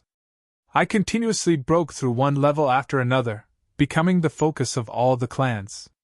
But they don't know how much effort Sister Xiao Miao put into this genius, and how many grievances she suffered for me. And I have always been proud. Proud of my own talent. Heartless. Gu Duxing's eyes flashed with a sparkling light. Suddenly, he raised his head and drained the cup of wine in one gulp. He grabbed the wine jug and filled it to the brim. Until one day, Sister Xiao Miao helped me break through to Sword Great Master, and brought me the family's most precious treasure, the purple cloud Ganoderma. This has infuriated the entire family. Gu Duxing fiercely punched himself in the head. When I broke through the bottleneck of Sword Great Master, foster father broke one of Sister Xiao Miao's legs in a fit of rage. They locked her up. Because of this, my two sworn brothers became even more resentful of me. They came to cause trouble for me, but I, who didn't know what was going on, beat them up. Then the eldest brother said, "Don't you feel ashamed hiding behind a woman? Now that you've caused Miaoling to be in such a miserable state, don't you feel guilty?" I was shocked and chased after them to ask. This time, they didn't hide anything and told me everything. Gu Duxing's tears dripped into the wine cup. I went to find foster father, but he just sighed. He told me that Sister Xiao Miao had been punished by the elders for stealing the family's property many times, and was locked up in the dragon prison cave. And the time limit was forever. Because the purple cloud Ganoderma is the family's most precious treasure, it was only waiting for the first Supreme Elder to take it when he broke through to Martial Emperor. If he succeeded, he would lead the family to become the #1 family, and then charge into the upper three heavens, establishing the family's only hope of hegemony. Sister Xiao Miao stole it and gave it to me, and I had already taken it, ruining the family's decades of preparation. This is unforgivable to the entire family. If someone from another family of equal strength can become a martial emperor first, then the Gu family will be destroyed at any time. And Sister Xiao Miao gave me the purple cloud Ganoderma, which is equivalent to cutting off the family's path forward. This mistake is unforgivable. Chu Yang sighed deeply. At this moment, from Gu Duxing's description of Gu Miaoling, he saw Mo Qing Wu. These two women are obviously the same. For the person they love, they will do anything. In their eyes, there is nothing else except for the person they love. I went to see Sister Xiao Miao because foster father allowed it. It was the only chance I had to see her. After I saw her, she was about to be locked up in the dragon prison cave. We looked at each other through the purple gold fence. At that time, I cried so hard that my heart was broken. I asked Sister Xiao Miao, "Why are you so stupid?" "Why? For me, it's not worth it, not worth it." Big drops of tears fell from Gu Duxing's eyes. He simply picked up the wine pot and poured it into his mouth. Tears and wine dripped into his mouth. Chu Yang sighed and silently picked up another pot of wine. Bang! The empty pot of wine was placed on the table. Gu Duxing's eyes were red. At that time, Sister Xiao Miao said, "Stupid, you are really stupid." She said, "When we were young, I treated you like a younger brother and especially loved you. So, I gave you all the good things. But when we grew up, I no longer treated you as a younger brother." When Sister Xiao Miao said this, she looked at me in a daze. Then she smiled sadly and said, "Forget it, you can leave. It's fine, I just happen to be in closed-door training. Silly brother, you are not young anymore, it's time to start a family. It's a pity that Sister Xiao Miao will not be able to drink your wedding wine. Go. Don't come in the future." Just treat it as if you never had a Sister Xiao Miao. Then Sister Xiao Miao turned around and walked into the dragon prison cave. Gu Duxing's face was ferocious. His muscles were contorted and his whole body trembled. Sister Xiao Miao has always been like a deity in my heart. Gu Duxing trembled. I liked her, I worshipped her, But when she walked into the dragon prison cave, I realized that my heart was empty. There was nothing left. I can't live without her. I can't live without her. Gu Duxing roared and raised his head. Tears streamed down his face.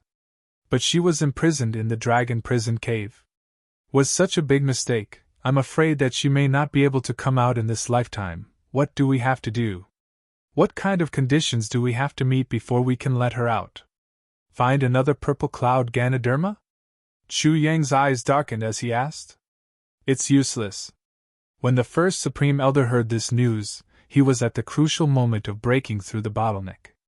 His mind was shaken and he vomited blood on the spot.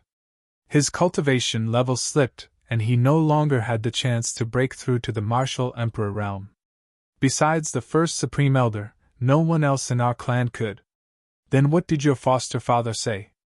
Foster father had no choice. Gu Duxing stared blankly at the void in front of him. Tears streamed down his face. I lived like this for 2 years until last month, when foster father arranged a marriage for me. Chu Yang immediately understood. It seemed that this soaring dragon sword king was not only a sword maniac, but also a love maniac. No matter what, even if I'm alone for the rest of my life, I can't let Sister Xiao Miao down. Gu Duxing clenched his teeth. So I escaped. No wonder this guy cultivated like a madman in his previous life and advanced so quickly. It turned out that he wanted to rely on his own strength to break through to the Sword Emperor realm and then rescue Gu Miaoling.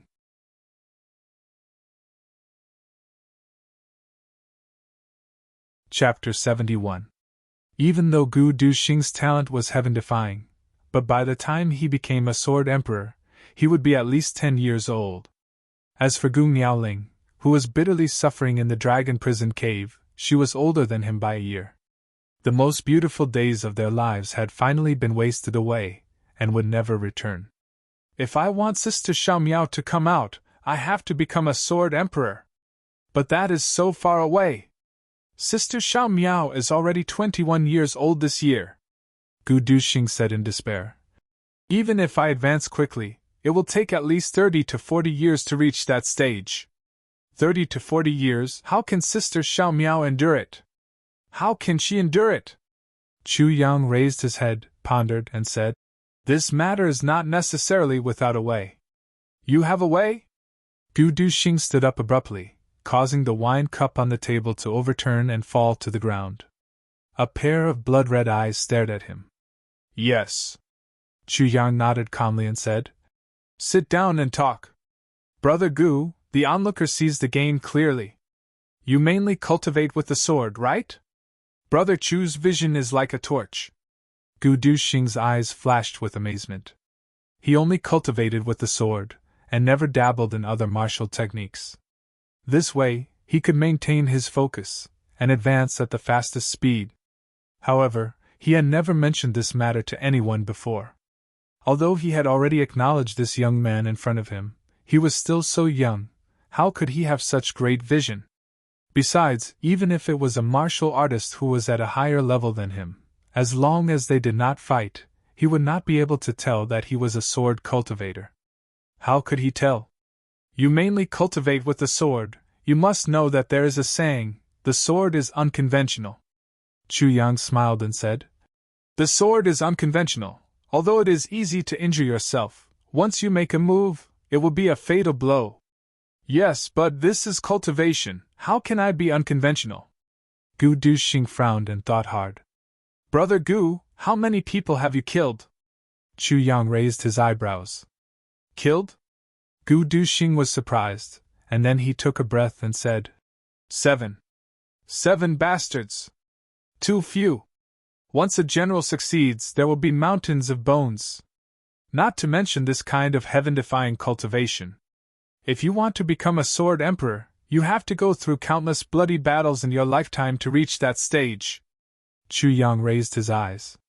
Then, he said heavily, Gu Du Xing, if you are willing to trust me and give me your next 10 years, I am confident that I can make you reach the Sword Emperor level within 10 years. 10 years? Gu Duxing's eyes widened and shot out a dazzling radiance. Although 10 years wasn't short, compared to 30 to 40 years, it was much shorter. Moreover, he and Gu Miaoling would only be in their 30s 10 years later. So, it still wouldn't be too late. However, was this true? Chu Yang didn't say anything. He just looked at him quietly with a smile. I agree, Gu Duxing said resolutely and decisively. As long as you can get Sister Xiao Miao out in the shortest time possible, not to mention 10 years, even if I have to give you a lifetime, I won't hesitate. Good. Deal. Chu Yang stretched out his hand. As long as you listen to me, I'll guarantee that you two will be reunited within 10 years. And during these 10 years, I wish us a happy cooperation in advance. Then, what do I have to do now? Gu Duxing asked. If you are worried about exposing your identity, you can first change your appearance, Chu Yang said. Then, what you have to do is to look after this heavenly armament pavilion for me. Look after these swords. Have a good sleep and recover your energy. In the next 10 years, blood will flow like a river under your sword. Your enemies will be all over the continent. You must struggle to survive in the crevice between life and death. You must improve yourself in every impossible moment. Only then can you meet my requirements for you. This is a difficult road. It is also a road of no return. But I believe that you have already made your preparations. For the sake of your beloved Gu Miaoling. Hearing the 3 words, Gu Miaoling, Gu Duxing suddenly clenched his fists tightly. His throat let out a low and painful groan like a wounded beast. Only he knew that every time he thought of this name, it was like a knife piercing his heart. No way out? For Sister Xiao Miao, why would I need a way out? Chu Yang stood up and walked to the counter. He took out a piece of paper and dipped his brush in ink. After thinking for a while, he began to write something quickly. Gu Duxing shook his body and stood up. He walked to Chu Yang's side and looked at what he was writing. But as he looked, his eyes suddenly widened to the size of an egg. His 2 eyeballs almost popped out of their sockets. Revered Berserker Sword Technique? These 4 words were said with great difficulty. Then he suddenly raised his head and looked at Chu Yang in disbelief. Is this real? Revered Berserker Sword Technique was the fastest way to cultivate the sword. Once it was used, the user's whole body and spirit would be immersed in it. Without reaching a certain level, it would be impossible to stop. This was also the most extreme method. Either you destroy yourself in this extreme madness, or you raise your sword technique to a new level. Cultivating Revered Berserker Sword Technique, one could succeed, the other could be death. There was no third way. This sword technique was said to be created by Sword King Feng Xian hundreds of years ago.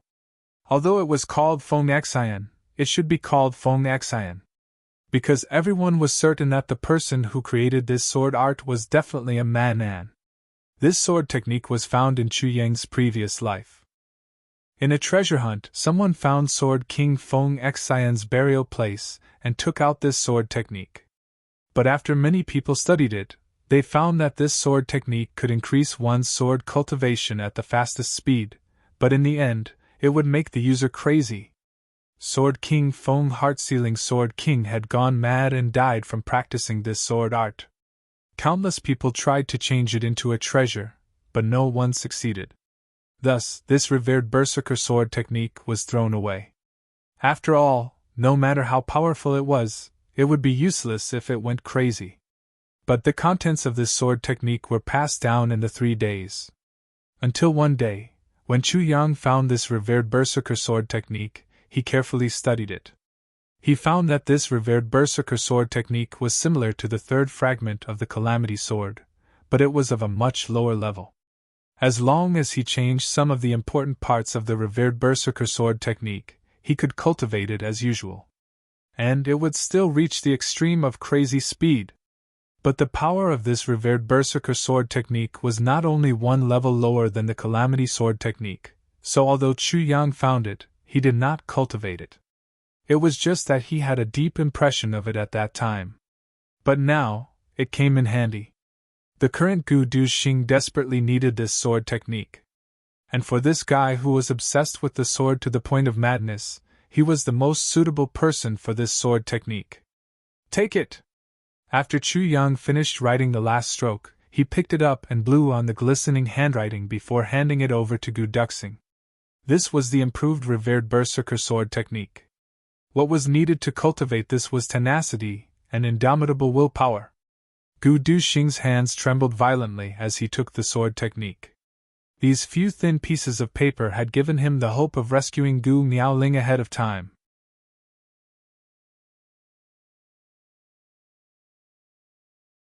Chapter 72. Just now, when Chu Yang said that he could help him realize the Liduo in advance, Gu Duxing was only half convinced and half doubtful. Moreover, he had the thought of, isn't it the same to run away from marriage and cultivate? But now, he was already convinced without a doubt. This sword technique can guarantee that you will break through to revered sword artist within a year. But you will only be able to break through to revered sword artist before you stop. Otherwise, if you continue, your mind will still be bewitched by the sword technique and fall into madness. Chu Yang said slowly, his eyes shining with a sharp light. When you break through to revered sword artist, we have other ways. The path of cultivation needs to be taken step by step. I believe you understand this principle. Enough, enough, Gu Duxing said shakily. Thank you? Thank you? He would never have thought that when he was at the end of his rope, such a big gift would fall from the sky. For the current Gu Duxing, Chu Yang's existence was like a life-saving straw. It was his only hope to save Sister Xiao Miao. Gu Duxing would rather die 10,000 times than give up this opportunity. Chu Zhang smiled, and finally relaxed. By doing this, he was of course keeping Gu Duxing alive at the root. But the biggest reason was the relationship between Gu Duxing and Gu Miaoling. Because such a relationship touched the softest part of Chu Yang's heart. Mo Qing Wu. Such deep feelings, he could not let them down.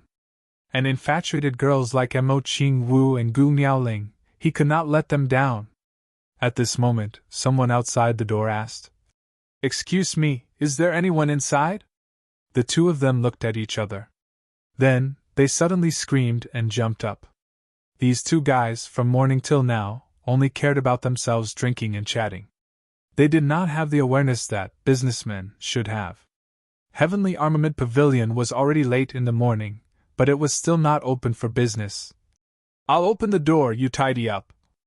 Chu Yang was about to leave, but before he could finish his sentence, Gu Duxing had already jumped up, holding the revered berserker sword technique that he treasured like a treasure, and ran into his own room. "Fuck!" Chu Yang was stunned. With a schwa sound, he hurriedly put away the dripping wine on the table. With a hua la la sound, he picked up the table and threw it behind him. Then he clapped his hands and walked over to open the door. The smell of alcohol rushed out as he opened the door. Ugh, cough, cough. There was a burst of coughing in front of the Heavenly Armament Pavilion. There was a young girl patiently waiting.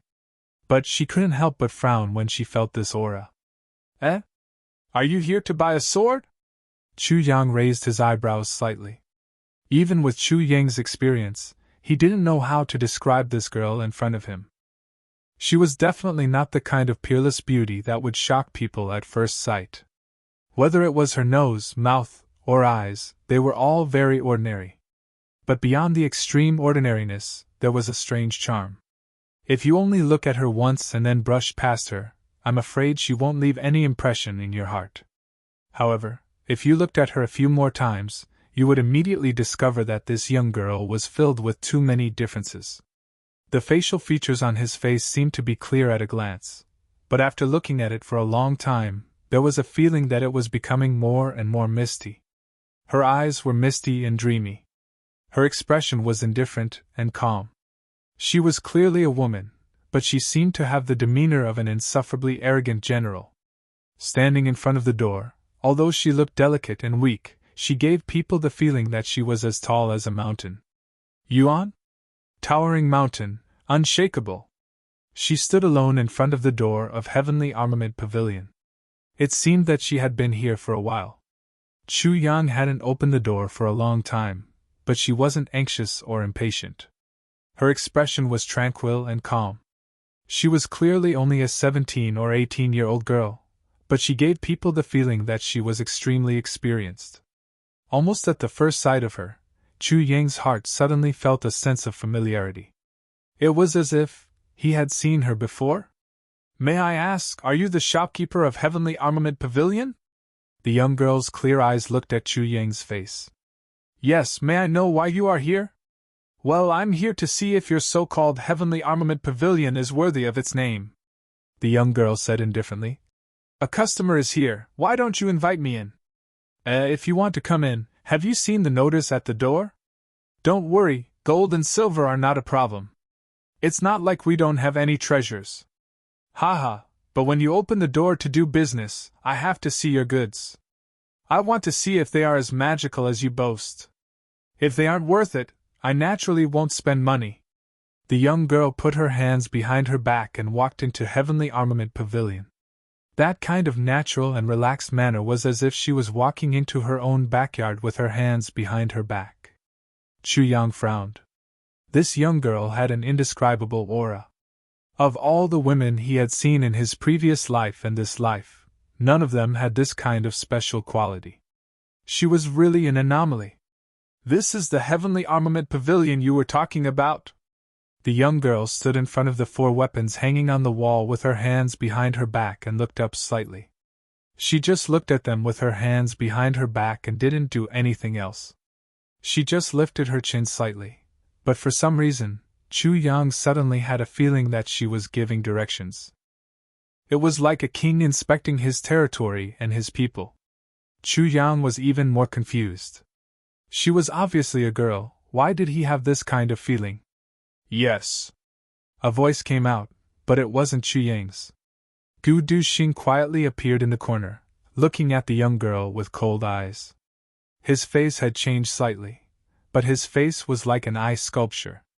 It was still the same zombie-like face. He didn't have the slightest pretense because the other party was a girl. Can I take a look? The young girl didn't seem surprised that another person appeared out of nowhere. He just asked indifferently. To buy a sword from here, it doesn't look at your status or your wealth, but it depends on you. Gu Duxing said coldly. You don't deserve the swords here. If you don't, then even if you have enough wealth, you won't be able to take it away. Oh? The sword is looking for a master? I see. The young girl said softly and said slowly. But you want to choose a person, but I want to choose a sword. If the sword is not good, even if you kneel down and beg me, I won't take it. This sentence was tit for tat with Gu Duxing's words. Then, the young girl stretched out her hand and took the long sword from the wall. Holding it in her hand, she obviously didn't expect the sword to be so heavy. It was almost 3 times heavier than a normal long sword. Her arm sank slightly before she could hold it firmly. Her face showed a trace of surprise. Long sword? Chu Yang and Gu Duxing looked at each other and felt surprised. Normally, if a girl chose a sword, she would choose a light and nimble sword.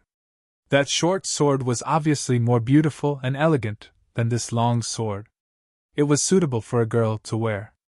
But this long sword was rough and unruly, full of a man's masculinity.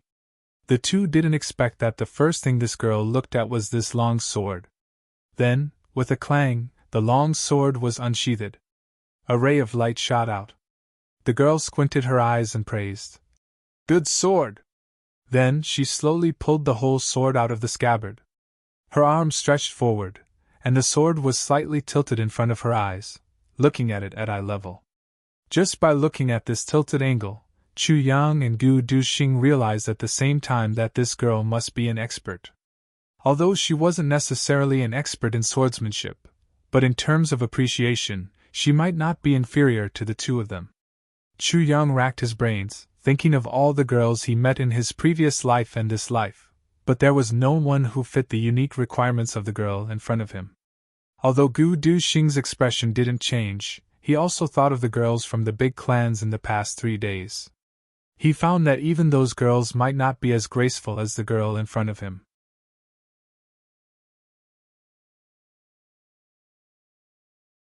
Chapter 73. The body of the sword flashed with a soft light. It was as if the surface of the sword was rippling back and forth. The young girl held the sword in one hand and flicked her finger with the other. A wisp of wind from her finger silently hit the body of the sword.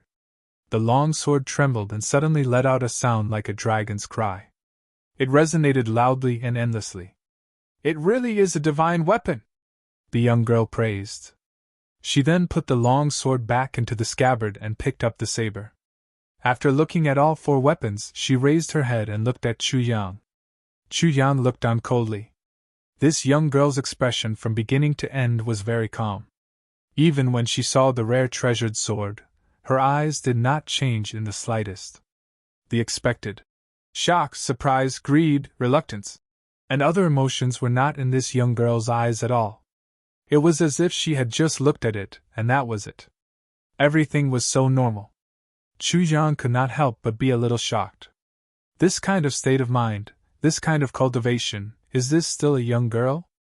What price? The young girl seemed to be thinking about something. When she asked this question, she was a little absent-minded. Chu Yang was thinking about the identity of this young girl. Looking at her, her every movement had an air of arrogance. It was as if ordering people around was a habit of hers. Her whole body also had an indescribable air of nobility. He thought to himself, looks like she is definitely a noble. Even if she is not a direct subordinate of the royal family, she must be a princess of a royal family. But the strange thing is, why does such a person come out without any guards? This is really strange. Could it be that the security of Iron Cloud Citadel is this good? Gu Duxing came and was like this, and now a young girl came. It was actually like this again. Also, since Chu Yang put up the sign of Heavenly Armament Pavilion, he was prepared for people to come and cause trouble. He wanted to take advantage of the situation to make a big fuss, and then use the limelight to make a name for himself. He wanted to use his divine sword to create the biggest wave of public opinion in Iron Cloud Citadel, and stand at the heart of the storm. Who would have thought that besides a little hoodlum who came to cause trouble on the opening day, no one else came to visit? Those hedonistic young masters, unruly young girls, aristocrats who used their power to bully others, and relatives of the royal family who used their connections to intimidate others didn't appear. In the capital of Iron Cloud Nation, which could easily kick out 3 people like that, it was as if they had disappeared without a trace. This was too strange. 100,000 taels of gold for each. Or take out some precious treasures that can be exchanged, like 7-star white magnolia, spirit ginseng, empty spirit purple zoysia, 10,000 years yellow essence, and so on. If you really can't do it, then purple crystal jade, mysterious gold iron, star steel, nightmare silver, and diamond sand are also fine. If I approve of them, you can take them away. Chu Yang looked at this girl with an amused expression. She clearly didn't have any gold or silver with her, and she reported an astronomical figure. Even for a single country, this number was still enormous. These conditions were exactly what the sword spirit had told him about. Website www.moudl.com. Now that he said it word for word, this girl was really shocked. Even though her mental strength was outstanding, far surpassing that of ordinary people, but the other party's exorbitant demands still made her a little angry. Even the zombie-faced Gu Duxing, who had been clamoring that these 4 swords couldn't be sold, suddenly opened his mouth wide. This kind of price, robbery was no longer enough to describe it. You should just go and rob the national treasury. You just don't want to sell, right? The girl's eyes were cold as she looked at Chu Yang. She said what was in Gu Duxing's heart. Chu Yang smiled and took out an ingot of glistening gold. The next moment, the sword was in his hand. With a bang, the ingot was thrown on the table, and the long sword chopped down like a knife. With a few slashing sounds, it was like a knife cutting through tofu. Under the girl's incredulous gaze, the ingot of gold turned into pieces of gold in the blink of an eye. It scattered on the table, shining with a golden light. Then, Chu Yang's right hand grabbed the several hundred-pound iron block that was leaning against the door. The long sword was suspended above the iron block, and his hand loosened. The sword tip was pointed down, and it calmly fell. With a slashing sound, the long sword silently stabbed into the iron block, and half of the sword's body was inserted. Only a foot-long sword blade was left, swaying slightly, and emitting a soft light. The girl's eyes revealed a look of shock. "Is it worth it?" Chu Yang crossed his arms and asked with a smile. The girl looked straight at the sword, and her eyes shone with a fervent light. It was true that Iron Cloud lacked divine weapons, but she would never have thought that the weapon in front of her would be a weapon that only existed in legends. Heavenly Armament Pavilion! It was indeed worthy of its name, and fully deserved. Worth it. This kind of divine sword is simply a priceless treasure. No matter how much it costs, it is worth it. A voice suddenly boomed. Following this voice, a burly figure appeared behind the girl. The moment this voice sounded, Chu Yang and Gu Duxing looked at each other in shock. Because even with their spiritual senses, they didn't notice when this person came. Didn't this mean that this person's cultivation level was at least beyond martial great master? The person who came was tall and sturdy, with a square face. His eyes were gentle but sharp, thick eyebrows, a straight nose, and 3 strands of black beard fluttering in the wind.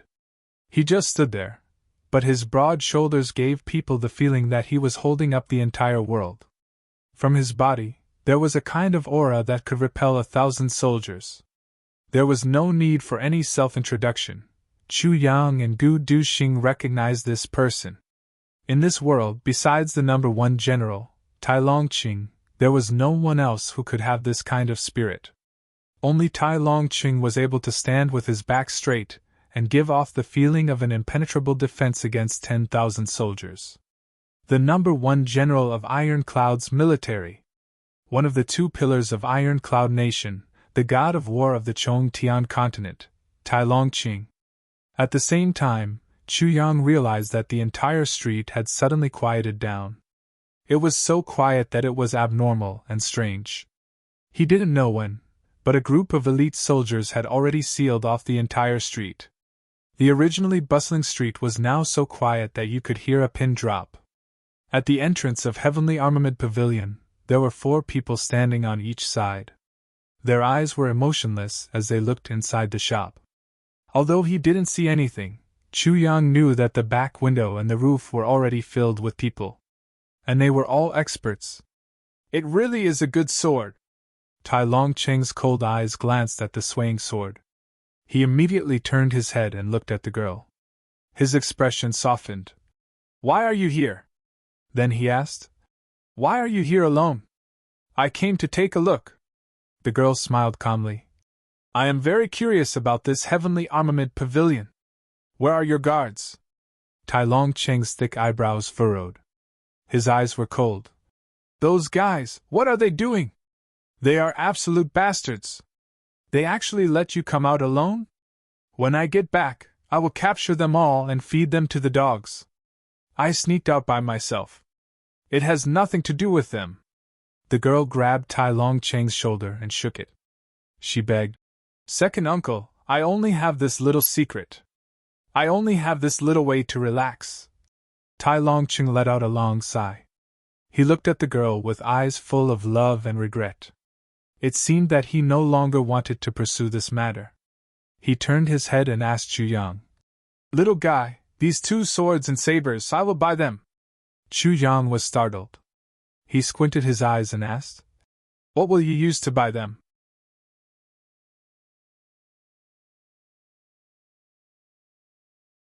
Chapter 74. Hearing these words, the black-clothed men at the door immediately turned around. Chu Yang could only feel waves of cold, murderous aura locking onto him. Tai Longqing's words were like a breakthrough, breaking through the dam of murderous aura. Beside Chu Yang, another wave of murderous aura erupted like a flash flood, sweeping across the area. This wave of murderous aura was even purer and sharper. Fighting 1 against 4, he was actually not at a disadvantage. It was Gu Duxing who was quietly standing beside Chu Yang. Gu Duxing's hand was already on the hilt of his sword. His eyes were already emitting a dazzling light that could only be emitted from his entire body. Intimidating, yet calm. Gu Duxing's murderous aura and the 4 men's murderous aura surged together. Suddenly, the entire shop felt as if it had fallen into an ice cave. The cold aura filled half the street. In Gu Duxing's eyes, no matter what these people in front of him were, no matter what power they had, the lower 3 heavens was still the lower 3 heavens. The lower 3 heavens could never be compared to the upper 3 heavens. Not to mention a general, even if it was an emperor, so what? Chu Yang was his biggest reliance to save Sister Xiaomiao, and also his only hope. If these people wanted to deal with Chu Yang, then they would have to step over his dead body. No matter what, as long as you dare to make a move, then I will dare to kill you. Tai Longqing looked at Gu Duxing in surprise. He waved his hand behind him, and the 4 men's murderous aura immediately disappeared without a trace. Gu Duxing snorted and withdrew his aura, returning to his cold zombie face. He stood behind Chu Yang, motionless. The 4 men opposite him also withdrew their murderous aura, each of them cautiously looking at Gu Duxing. This kind of murderous aura, and such a young man at that, gave the 4 men a huge impact. Not bad, Tai Longqing praised, but it was not clear whether he was praising Gu Duxing or the sword. He looked at Chu Yang and slowly said, "You have only opened for 3 days, and your shop has already faced the crisis of being closed dozens of times. You should know that if I did not give the order, your shop and even you would have already turned into ashes." "Why?" Chu Yang secretly gritted his teeth, thinking, "I was wondering why no one came to cause trouble." "So it was you, old man, playing tricks in the dark. Old man, you ruined the young master's plan, and you still want to report?" "For the Heavenly Army!" Tai Longqing suddenly raised his head and looked at Chu Yang. "You can come up with such a name, and openly erect such a signboard on Iron Cloud Nation's first street. This shows that you are very scheming. Moreover, you are very far-sighted. You have grasped the real weakness of Iron Cloud. This old man wanted to see just what kind of intentions you had. Otherwise, a small shop like yours, even if it is filled with divine weapons, is not worthy of this old man's condescension." "What intentions?" Hearing these words, the girl beside him couldn't help but raise her head and look at Chu Yang. "That's right, this person harbors ill intentions. However, if you only have ulterior motives, then you are not worthy of my visit." Tai Longqing clasped his hands behind his back. "I have my own reasons for coming here today." Furthermore, before that, he had to stop anyone who was interested in the Heavenly Armament Pavilion. No matter who it was, as long as people came, the shop owner could smoothly rely on these people to achieve his goal. Although this old man doesn't know what he's plotting, a direct blockade can indeed prevent any plot from having the time and space to display its power. This shop is not here to sell weapons, it is here to cause trouble. Tai Longqing coldly hammered the final word. Chu Yang's true intentions were almost revealed. A direct blockade is the simplest and most effective method. If it was another time, I would have let him go for a while.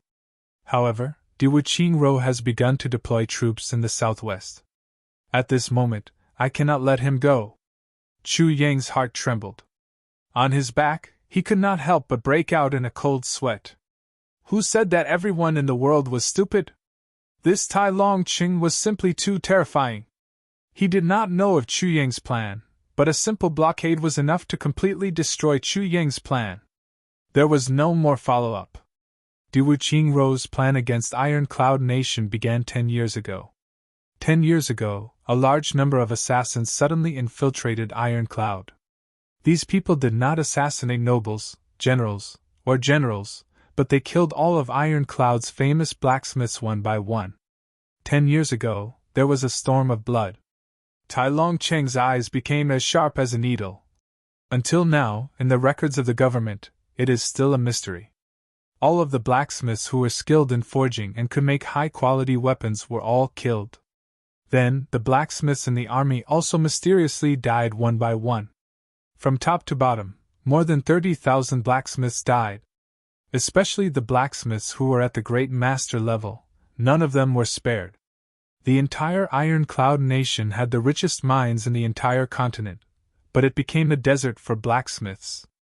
Such a hilarious thing actually happened just like that. Tai Longqing snorted and said, "The despicable Ministry of Justice only treated this as an ordinary case. They hastily dealt with it. In the end, 3 of Great Zhao's largest blacksmiths and 17 domestic and foreign weapons suppliers were uprooted. Only then did they realize that this matter had shaken the foundation of the nation. But at that time, it was too late to regret. The most tragic thing was that the blacksmiths were killed. Even the places where they lived were burned to the ground. Their life's work was all destroyed in one day. Those precious experiences that could be passed down could be counted on one's fingers." Chu Yang's mind was shaken as he listened. Ironclad Nation became a blacksmithing desert because of this matter. Diwuqing Ro's move to remove the firewood from under the cauldron was indeed extremely vicious. Moreover, only a few blacksmiths died. In the beginning, it was not enough to arouse the suspicions of the higher-ups of Ironclad. However, by the time they realized it, this massacre had already come to an end. Tens of thousands of lives were destroyed for the sake of Diwuqing Ro's ambition. However, there was no evidence. This kind of ruthless method was truly shocking. Moreover, after this massacre, even after Great Zhao unified Ironclad, there was no need to worry about any rebellions within Ironclad. How many blacksmiths could a country have? Because Ironclad was a mining hub, there were tens of thousands of skilled blacksmiths. However, after this massacre, how many would be left? Even the young and strong men who originally wanted to become blacksmiths would give up after this massacre. The key to mobilizing troops was the word mobilizing troops. The word troops did not only refer to soldiers, but also to weapons. Without weapons, what would they use to rebel? With 2 hands? Wasn't this a joke? This kind of thing made Chu Yang's hair stand on end. These were tens of thousands of lives, not tens of thousands of pieces of wood. Moreover, they were all commoners. This was a pure and inhumane massacre. How cruel, unscrupulous, and insane was the person who gave such an order. Moreover, not long after this incident, Great Zhao began to fight under the leadership of Diwuqing Ro. Great Zhao and Ironclad were at war frequently. Naturally, the soldiers' weapons could not meet the demand. However, at this time, Ironclad did not have blacksmiths who could create elite weapons. This incident seemed to be nothing more than an inhumane massacre. Who would have thought that it would affect the outcome of the war between 2 great countries? When the war started, there were frequent killings. Ironclad had the richest mines in the world. They had an inexhaustible supply of iron, but they could not create top-notch weapons. If the weapons of the generals were damaged, they would not be able to find a suitable weapon. They could only use the swords of ordinary soldiers. Ordinary soldiers were not in any danger because they used ordinary swords. However, who would have thought that the enemy's actions of massacring the lowest-level blacksmiths was to deal with the generals of Ironclad? Tai Longqing roared and shouted. A person who could use 80 pounds of weapons was forced to use 7 or 8 pounds of swords.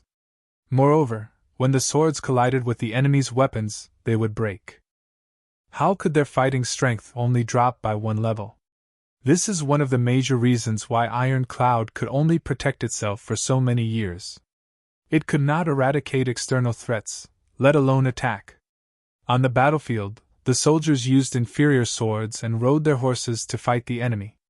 After one collision, their swords and spears broke. How comical was this? How many heroes have died so tragically at the hands of opponents who were inferior to them? Thus, the entire Ironclad nation was forced to retreat. The soldiers wanted to kill the enemy, but they were powerless to reverse the situation. They could only watch as the surrounding 7 states and 48 counties fell into Great Zhao's territory. This also gave rise to Diwuqing Ro's unparalleled reputation. In these 8 years, Iron Cloud Nation relaxed all the requirements for blacksmiths, but it still could not make up for the losses of these 8 years. Moreover, the brothers who died in battle will never come back. The quality of weapons is Iron Cloud Nation's biggest weakness. Now you actually opened Heavenly Armament Pavilion in the most prosperous street of Iron Cloud Citadel?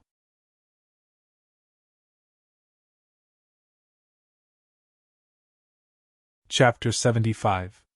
Hearing Tai Longqing's words, the girl's eyes suddenly became as sharp as swords as she stared at Chu Yang. Tai Longqing took a deep breath and said in a low voice, "When I heard the words Heavenly Armament Pavilion, the first thing that came to my mind was my comrades who died in battle, my brothers who died without even their bones remaining. Do you know how many people died in front of me with a look of helplessness, and disbelief? They were the heroes of my Iron Cloud." Chu Yang finally understood why this number 1 general personally came to Iron Cloud City, and why he gave the order to seal off Heavenly Armament Pavilion. It turned out that his actions had touched the deepest wound in his heart. Even though Tai Longqing spoke calmly, Chu Yang could still see and feel that this legendary general's heart was filled with grief and indignation. Chu Yang always knew that Iron Cloud Nation was a barren land for blacksmiths. High-quality weapons were basically bought from Limitless Nation at a high price. But he really did not know that there was such an inhumane thing going on here. General Tai's eyes are really sharp. Chu Yang smiled calmly. "So you admit that you are a spy sent by Diwuqing Ro?" "Admit?" Chu Yang smiled. "If I was really a subordinate of Diwuqing Ro, how could I use such a blatant method to be a spy?" Tai Longqing stared at him for a while, then suddenly said coldly, "But there is always a reason for everything. I don't like the look of Diwuqing Ro, is this reason enough?" Chu Yang smiled. Suddenly, his body flashed, and he was at the door. He punched one of the 4 guards. This attack came without any warning. It was a clean hit. One moment, he was smiling at Tai Longqing, and the next moment, his fist was at the guard's throat. That person was shocked. He quickly turned around and 3 swords came out of their scabbards at the same time. They were like poisonous snakes stabbing at Chu Yang. The 4 of them were experts themselves, and the tacit understanding between them was even more natural. When one person was attacked, the other 3 attacked at the same time. Chu Yang let out a long laugh. His fingers suddenly moved, and a pair of fleshy palms went up to meet the sword and saber that were glittering with cold light. With 3 soft sounds, the most unbelievable thing happened. One of Chu Yang's fingers met with the 3 swords, and a section of the sword that had killed countless enemies was silently broken. When the 2 guards saw that Chu Yang had caught the sword with his bare hands, a trace of cruelty appeared in their eyes. It was as if he had already seen the tragic scene of his finger being separated from his palm, and his flesh and blood flying everywhere. However, he did not expect that when his finger touched the sword, it would be the sword that broke. No one had thought that something like this would happen. They couldn't help but be stunned. Chu Yang's finger had already stopped at the throat of the previous person. She pinched his protruding Adam's apple softly, or even very gently. Then, his figure flashed and reappeared in front of Tai Longqing. The 4 revered martial artists looked at Chu Yang with shock in their eyes. When a person's hand collided with a sharp sword, the sword was actually cut in half. Was this still a body of flesh and blood? Especially the guard whose Adam's apple was pinched by Chu Yang, he felt a chill all over his body. If Chu Yang had used a little bit of strength, his Adam's apple would have been broken. Tai Longqing said that Chu Yang was a spy, and Chu Yang could not prove that he was not. Therefore, when encountering such an inexplicable situation, the only way to explain it, the best way to explain it, and also the most effective way to explain it, was strength. "There is another reason, and that is that I can easily assassinate you. Is this reason enough? Also..." Chu Yang smiled and picked up the broken sword from the ground. Then, he used his own sword to cut the sword into pieces as if he was cutting a carrot. "This is the value of a heavenly weapon. Is this value enough?" In a split second, everyone looked at Chu Yang with shock in their eyes. Assassinate me, not necessarily. Easily assassinate me is not something you can do. Although you are confident, there are some things in the world that cannot be done with confidence alone. However, the fact that you don't like Diwu Qingro is enough. Tai Longqing's hawk-like eyes looked at Chu Yang. After a while, he suddenly laughed. The other two reasons are not important. After a pause, he said again. So small! Although he was surprised by Chu Yang's strange yet powerful strength, he did not lose his composure. Tai Longqing was even more confident that if Chu Yang attacked him, it would not be so easy. Chu Yang's action this time was due to the power of Calamity Sword. When the sword tip of Calamity Sword was in his hand, it was naturally invincible. Moreover, the moment his finger touched the sword's iron essence was absorbed by Calamity Sword. Chu Yang's finger was like touching a piece of wood, and it was rotten wood. Otherwise, even if Chu Yang's sword was made of iron essence, it would not have been able to cut through iron as if it was mud. After all, the swords of the 4 bodyguards were not ordinary. Although they were not at the level of heavenly weapons, their degree of toughness was far beyond that of ordinary swords. However, this gave Tai Longqing and the others an extraordinary shock. Then, I want to know your true purpose. Tai Longqing laughed for a while and said in a deep voice. True purpose? Chu Yang pondered for a while and said, I have no enmity with Diwu Qingro, but I do not want him to win. I do not want him to unify the world. Because of Tai Longqing's blockade, Chu Yang did not have the opportunity to directly contact Tai Butian. However, Tai Longqing personally came here. Although he personally sealed Chu Yang's shop, he also gave Chu Yang an opportunity. Because he personally came, Chu Yang had already shown his strength and capital. The next moment, he showed his wisdom. Even if he directly met Tai Butian, Tai Longqing's attitude was crucial. I believe that no one here is willing to let that schemer Diwu Qingro succeed. Tai Longqing smiled gently. Chu Yang's display of strength this time, at least on the surface, seemed to have made Tai Longqing somewhat relieved. Chu Yang smiled and said, But now, if Iron Cloud wants to defeat Diwu Qingro, it is basically a delusion. It is absolutely impossible to succeed. Why do you say that? This time, the girl pondered and asked. Tai Longqing smiled indifferently and did not speak. He only listened quietly. His fierce aura from a moment ago had been completely restrained. First, Diwu Qingro's army is powerful. Great Zhao's armored soldiers are close to 1,000,000. The continent's top 10 generals, from 2nd to 7th, are all in Great Zhao. Each one of them is a hero of the world. Iron Cloud only has 2, 1st and 10th. We should all know that this kind of ranking of generals is not something to be said casually. It is something that is achieved through countless battles of life and death. Everyone's path to becoming a famous general involves hundreds of thousands of lives. Chu Yang quickly recalled the information from his previous life. Second, although Great Zhao is nominally ruled by a monarch, the actual power is in the hands of Diwu Qingro alone. Moreover, Diwu Qingro's intelligence network far surpasses that of Iron Cloud and Wuji combined. Diwu Qingro's Golden Horse Riders Department has never appeared in front of people, but Golden Horse Riders Department is full of talented people. Moreover, their fighting strength has reached an unimaginable level. There are more than 8,000 elite soldiers in there. This news was like a sudden clap of thunder that exploded in the hearts of Tai Longqing and the girl. Golden Horse Riders Department? You also know about Golden Horse Riders Department? Tai Longqing frowned and waved his hand. His expression became serious for the first time. Immediately, the soldiers outside retreated a few dozen feet. The entire street was silent. Except for a few personal bodyguards, there was not a single person within a few dozen feet of the area. Swoosh! Swoosh! Swoosh! Swoosh! Swoosh! Countless experts rushed up and sealed off the entire roof. Heavenly Armament Pavilion's shop immediately became the heart of the entire city. Even birds would not be able to enter. It was clear that Tai Longqing attached great importance to this news.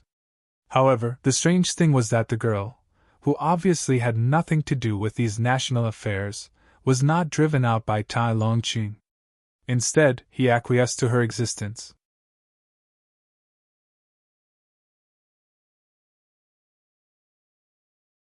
Chapter 76.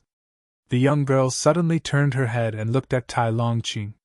Her eyes were as sharp as a sword and as cold as ice. However, as he pondered, the sharpness in his eyes gradually disappeared. 8 years ago, His Majesty was hit by a poison arrow and his life was at stake. He was too young. He was only 10 years old at that time. Although he was intelligent, he could not convince the public. The entire Iron Cloud nation was on the verge of collapse. All the ministers had their own thoughts. The situation was very dangerous, Tai Longqing slowly said. Moreover, Chu Yang had a feeling that he seemed to be explaining. Chu Yang thought that since it was the first time they met, he did not have the qualifications to explain. Even if he did, there was no need for him to explain. He could not help but feel suspicious. Tai Longqing continued. Then, on the battlefield, Di Wuqing Rose suddenly made a few unnecessary and incomprehensible mistakes. He buried a few experienced generals of Great Zhao on the battlefield. Those few battles were unnecessary losses for the Great Zhao Empire, and they were also losses that were impossible to occur. Because at that time, as long as they attacked with all their forces, Iron Cloud would have been destroyed within half a year. Iron Cloud would have been powerless to reverse the situation. But at that critical moment, a few generals suddenly rushed into a death trap because of the wrong information, allowing us to easily destroy them. Those 3 decisive battles gave Iron Cloud a chance to take a breather. After that, when we gathered together and looked back at those 3 battles, we found that we did not make any effort to make them fall into a trap. In other words, they were seeking their own deaths. Such a fact has left us inexplicably astonished. After that, Great Zhao reorganized their army for a month. And during that 1 month, there was no need to rest and reorganize. It was as if they were intentionally giving us time to breathe and think.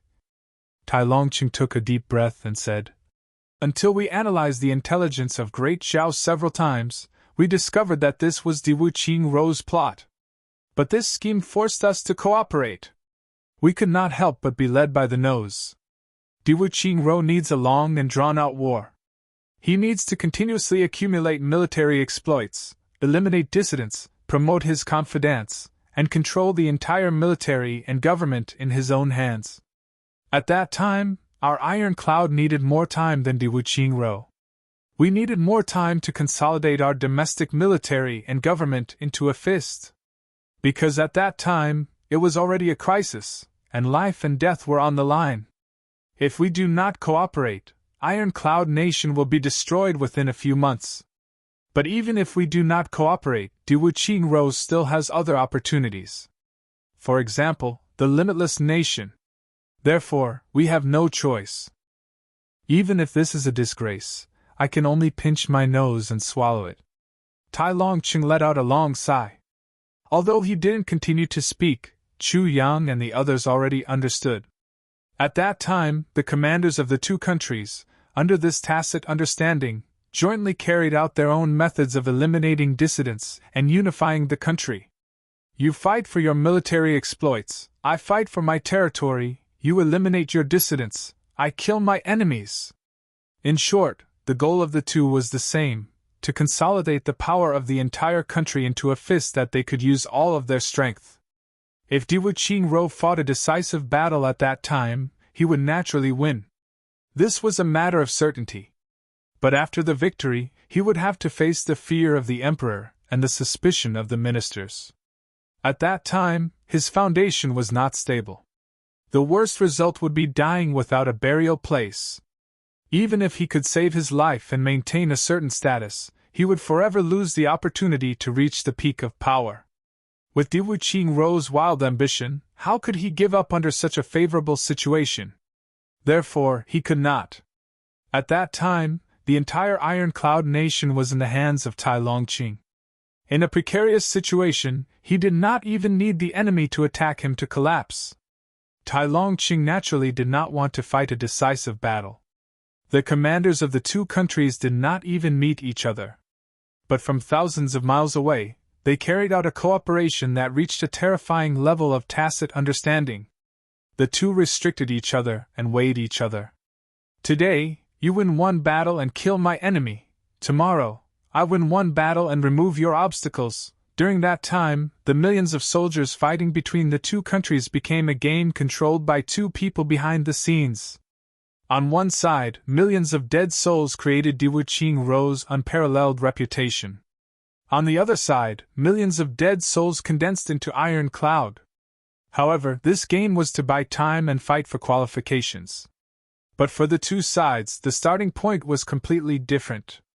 Diwuqing Rou was doing this for Great Zhao and for himself. However, Tai Longqing had managed to break Iron Cloud apart in this humiliating and continuous campaign. Then, he had reformed Iron Cloud from a pile of loose sand. Now, he had become a mighty city that had the strength to fight a war. If it were not for Tai Longqing and Diwuqing Rou's precise cooperation, Iron Cloud Nation would not have lasted until now. Not to mention waiting for Butian Tai to regain power and compete with Diwuqing Rou. All these changes were really unimaginable. Moreover, at every step, the commanders of the two sides must give each other a hint that only the other side could understand. Then, each side could take what they wanted. But such hints could not be seen by others. In this situation, the amount of brain power needed was simply unimaginable. Chu Yang could not figure out how Tai Longqing was able to do this. Under Diwuqing Rou's leadership, he cooperated but did not allow the other side to achieve their goal. Moreover, under the other side's inescapable net, he gradually built up Iron Cloud's resistance. Until now, the border had become an impenetrable wall. This person's calculation ability, leadership ability, control ability, military ability, and even political ability were not as good as Diwuqing Rou's. But the difference was very small. The two were mortal enemies, but in the midst of fighting each other, each managed their own rear, and it was flawless. These two people were really terrifying. However, there was one thing that made Chu Yang's heart turn cold. Tai Longqing and Diwuqing Rou's military expedition is tantamount to throwing away millions of soldiers on both sides as if they are lifeless chess pieces. However, those are millions of lives. There was never a moment like this where Chu Yang understood the meaning of the phrase. A general's success is built on the bones of 10,000. Do you regret it? The one who said this was Gu Duxing. His two cold eyes looked at Tai Longqing. Millions of soldiers were buried on the battlefield under the cooperation of the two commanders. Not even their bones were left.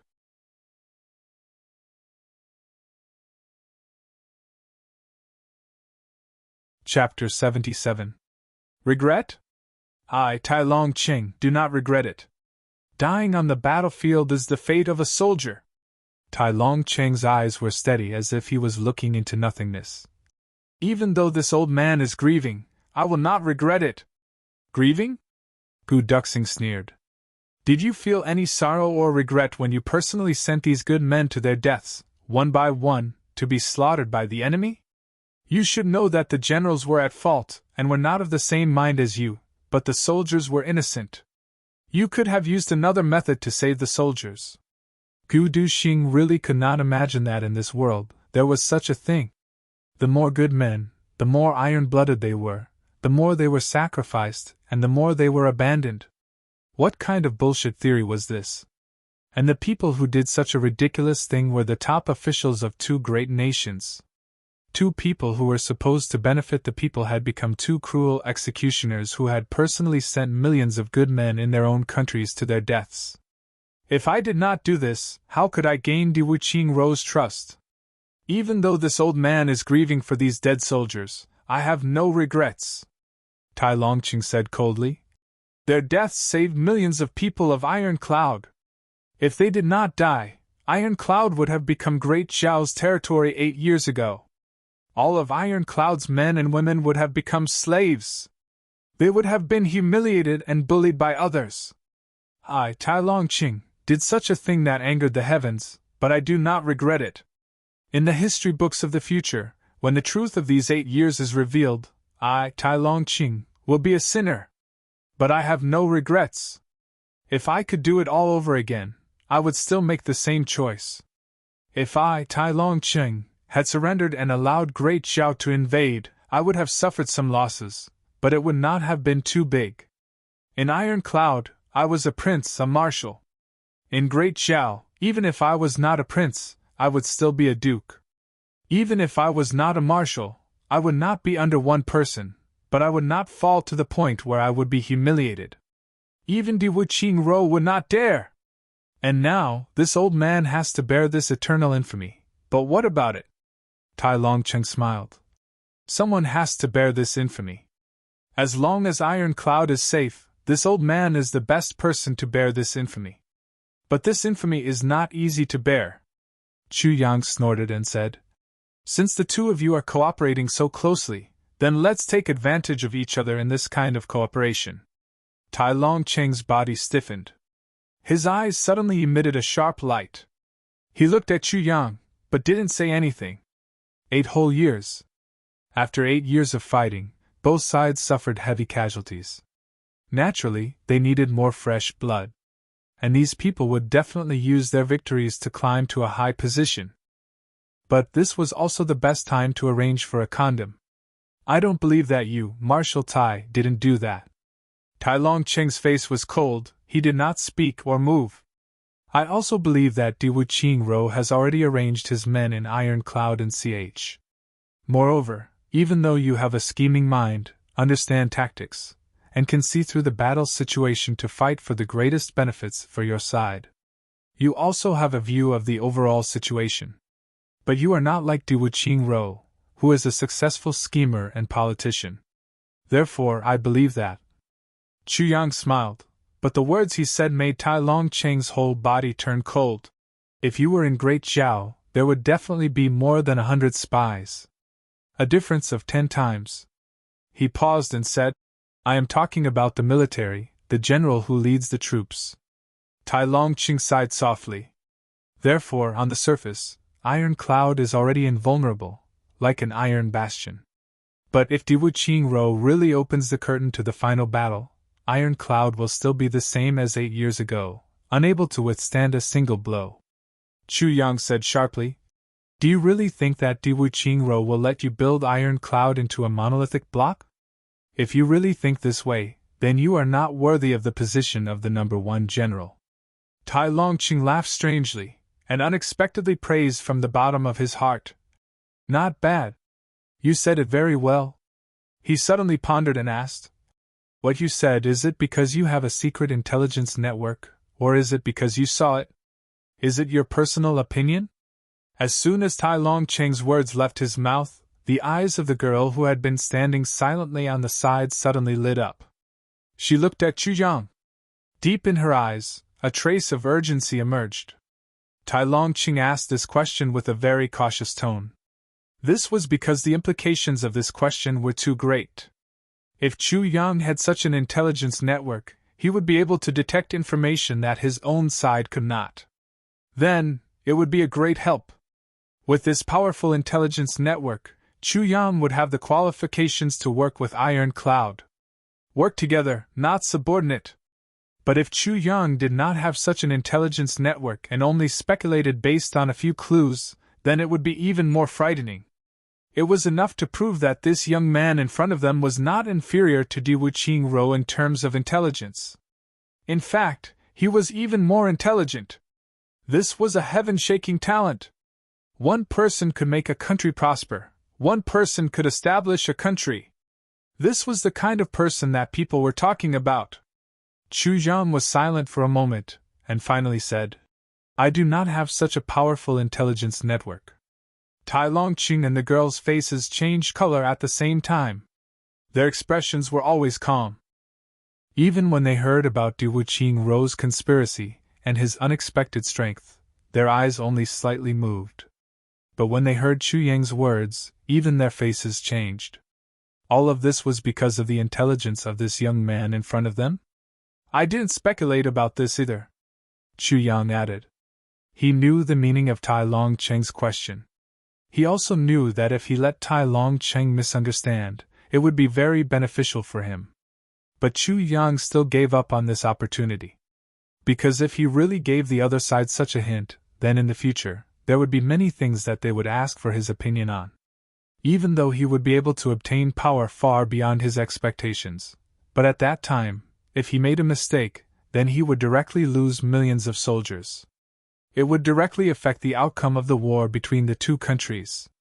Once he made a mistake, even he would not have the opportunity to turn the situation around. Everything would still proceed according to the trajectory of his previous life, and it would be unstoppable. If Chu Yang really had this kind of ability, then of course he would not pass on this responsibility. But he was only relying on the memories of his previous life. He did not really have such keen observation skills. He was well aware of this point. So he gave up on this opportunity. However, his vague words also gave Tai Longqing a vague hint. This person is definitely a world-shaking talent. Tai Longqing raised his head and pondered for a while. Seeing that Chu Yang did not have any intention to continue, he knew that this matter was most likely a secret. Right now, the two sides had not really started to cooperate, so the other side naturally could not completely reveal everything. Now was the time to talk about conditions. But Tai Longqing did not want to talk about it. Because he had other plans. He turned his head and looked at Chu Yang. You said so much, what do you want? What you said is a secret that Diwu Qingro would never reveal. No matter what, you know a lot. Just this point alone is already very valuable. You don't like Diwu Qingro, I already believe that. But what do you want to do in Iron Cloud? What I want to do is actually very clear. Chu Yang smiled and said. Can't you see it? Tai Longqing smiled and said. Yes, but no matter what you do, it has nothing to do with me. The person you should be looking for the most is Butian Tai, not me. When he said the words, Butian Tai, he did not look sideways, he only looked at Chu Yang. But his voice was a little strange. You're tuning into the Phoenix Nights YouTube channel. Don't forget to subscribe and join us on this journey to catch the most captivating stories.